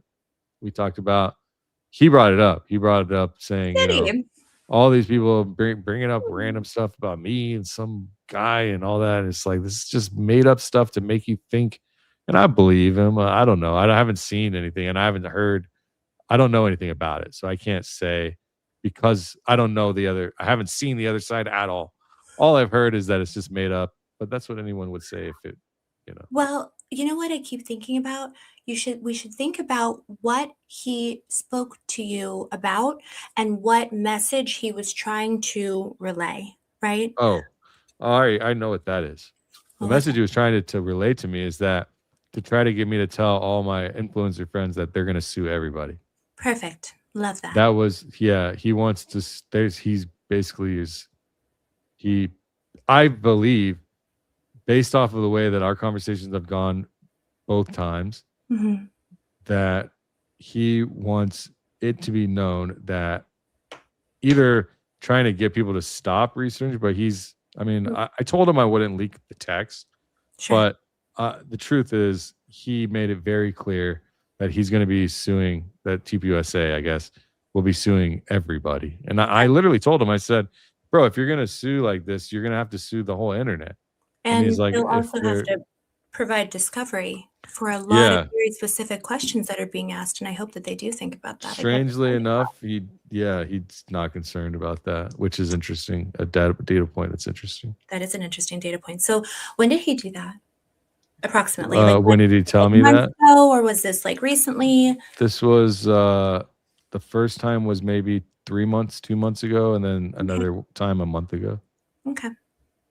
It's an interesting data point. But I think like it's more about, when I say he's going to sue everybody, I think it's like, if you're intentionally trying to build your life off of destroying TPUSA intentionally, that's what he's saying, Hmm. but I don't know what that looks like in their eyes. You see what I'm Right. saying? Well, it's so weird because Turning And he Point. would It say feels- to me, sorry to interrupt. No, he would say to me like, oh, you know, and I don't want anyone, you have a family and I feel bad for anybody that, you know, they're Oh, trying be to just ashamed do if something happened to them? something. Like Yeah, that he was type of saying vibe? that type of stuff, like guilt tripping, you know? No, that's not guilt tripping. That's mafia tactics. That's what it Oh, sounds like is to me it? anyway, right? Oh, you got a nice family there. It would be a shame if somebody made them destitute. Like, He wasn't saying it directly to me. He was saying it in general to everybody that's doing okay, content, but okay. it was at me. You know what I mean? So That's crazy. obviously, I'm sorry that happened. oh, it's fine. I wasn't threatened by it. I Sure, just kind of, sure. I reached out to him, and I've always have, and I always do with anybody in good faith. Like Yeah. I don't know you, and you know, the first thing I told him is, I'm sorry for your loss. Mhm. I can't imagine where you are, you know, in the position of Charlie, because you know, I don't act on the presumption that I live what I say. If you're innocent until proven guilty, I Yeah. live that. You know, all Yeah. these people, I will never sit here and say, I think that this definitely happened. Nobody's ever heard me say, this is what I think about Charlie Kirk assassination, because I don't have a thought. I don't care. I just want to know what happened. And Yeah. I don't, you know, Right. so. Listen, the veiled threats and all of that stuff and these like just the ways that they're trying to manipulate the conversation, it's not, in my opinion, a very good decision. And I get the feeling that the PR campaign that they're running right now, they probably should think about moving it off of Andrew Colvett and Kairos because they're not doing a good job. And I it's agree. making it more obvious and people are aware of that. So it's like, you know, maybe if everybody just went home to their kids, Erica, I don't know, I thought maybe if For you guys just real. went home to your kids and took like 6 months off and maybe just stopped being so weird about how you are running a dead man show off of his platform, maybe people would have a little bit fewer questions about all of that stuff. You know what Well, I'm I saying? asked him about that. It's funny, Bucknut. You know, I've thought many times, I'm a poker player, obviously. He says he's Mhm. bluffing. Yeah, I mean, that's the feeling I get sometimes, but kind of seems like he's serious. But I just don't, it has to be a bluff. How are you gonna sue everybody? What are you Yeah. talking about? Who is You're everybody? gonna, unless you're gonna be a part of stripping away freedom of speech. Well, Is that what you're trying to do? that's a long-term plan. I don't think that's the immediate plan, right? The thing is, though, that they should really think about um, the fact that the other side of lawsuits like that is things like, I don't know, if you're being alleged to have some sort of awareness or anything in a serious crime, then the other side of that discovery is something you have to prove didn't happen, right? So Yeah. again, It was interesting it's that not a Blake great Neff in that space, you hear he was like, I'm not a witness in a crime. right. Isn't that crazy? He's like, I'm just one of 100. I'm not a key witness. Me? Like, what are you, bro? Blake, where were you, buddy? Like, I don't even. So that's kind of that's my thought with like Blake. It's like, well, I have less feeling about Blake's level of awareness, involvement, blah, blah, blah, because I don't think they keep wheeling him out there if he had all of these risks that he was just going to jump out and say something crazy. So when I was listening to that the first time that he went on before he had Officer Gary like babysitting him, I was like, what messages? So I'm like writing down like, okay, so he wants us to know this, he wants us to know that, he does not want to talk about this. And it all kind of makes sense. Like it all kind of makes sense that this new PR strategy, Andrew's the heel turn. He's mean now, okay, to Candace or whatever. Blake is being accommodating by visiting with the people and he hops in that space every single night. We have Agent Poso on the case, and then Officer Mama is out there too, just to make sure that he has Mama. backup. Yeah, mountain of evidence, right? So, you know, so it's like they're all kind of moving into the stage 2 of the PR campaign. Now, I think it's interesting that it happened right after the 4th of July when Andrew went to DC, hung out with Miriam, with Sofa, JD, and Pete Hegseth for that 4th of July. They come back and now we have a new strategy in place. Who knows what that means, but it's interesting and it's not working any better. Andrew, here's some free PR advice. Go home. Let Erica go home. Let that girl go back to her kids and stop it. You know, to borrow from one of Erica's favorite expressions, stop it. It's not going well. Be quiet. And maybe people will start to have somewhere else to look and other things to see. But for now, if you want to keep saying it out loud, we're going to keep responding to it. That's just how this works. I'm like, I hope he watches the show. I feel like he does. Yeah, I'm sure he hates me. We but- got a message for you, Andrew. Yes, Stop. exactly. Andrew. Andrew, stop it. Yeah. Stop it, Andrew. World's worst PR. I mean, how could he wheel her out there like that? How could he? He said good. I guarantee he was backstage in the green room with her. I'm just picturing this, but he was like, get out there and look strong. Get out there and make your angry face at them so that they know you're serious. Like the coaching that's being provided, they're not getting their money's worth for that PR. No. Yeah. Usually coaching is successful. It helps you become better, but whatever's going on is not the case. Poso, Kathy, friends, I got to rush through these because I got to go soon. Poso also speaks Russian, Posobiec. His wife is Slovakian. Interesting. Yeah. That's interesting. And that's That something to makes keep sense. in mind. Because, Yeah. you've heard about a lot of these. I'm like, well, guys, calm down. He's on human events every day. Okay. He has some really important stuff going on. I'm like, yeah, there's something there, right? There we go. Hey. Hey, with the emoji. You already Get know it what's started. up. That's a Mhm. Falit, the homie. Hades plane 91098 N1098L. I put it in while I was waiting and it didn't pull anything. I'll show you guys. Oh, I weird. tried web search. You guys know the Hades jet? I have a couple videos on my channel if anyone's interested on the Hades jet Axle 10. So Hades jet Axle 10 is a part of the new Hades program, which is a ISR jet. That's like intelligence sensing recon spy plane. It flew past on September 10th in the morning, flew back past UVU 20 minutes, I think, after the actual event. And it's something that is actually being worked on and managed almost primarily, I would say, at Fort Huachuca and Fort Bliss. And it's like, okay, there definitely is a way that is relevant. This Did one. I have a Hades jet? Yeah. Yeah. I'm like, we got videos on there on that. And absolutely. And thank you, Heather. Absolutely. Because the thing is that I'll share it in the link, the Hades jet. yeah, Heather. thank you. It's like that does not feel random, does it? The idea that this really high level spy jet that is being developed by the military happened to be there twice on that occasion. Currently, I'm like, oh my gosh, not me freaking out. No, wait, stop. That was me. I want to see this. I'm just like, okay, here's the, like, this is I'm sorry, it's very ADHD coded, but I was very excited to hear us talk about it. No, you're good. You're good. Mhm. But So yeah, it's an entire. what is this? That's that special plane. Yeah, I know this one. The Mhm. one that's got that flew low and slow around. Did you see Baron Clips? He's got that episode on that flight. Does he? Yeah. When also the fact that I want to say that it was really close by to when Tyler Robinson turned himself in. Didn't it fly over that one? I feel like that's something Baron told us. In this video, I'll find it because I Yeah. remember the thumbnail he had. Yeah, this one right here. The company that made it. This is it. It's delivered the aircraft in support of the United States Army's High Accuracy Detection and Exploitation System, Hades Mhm. program.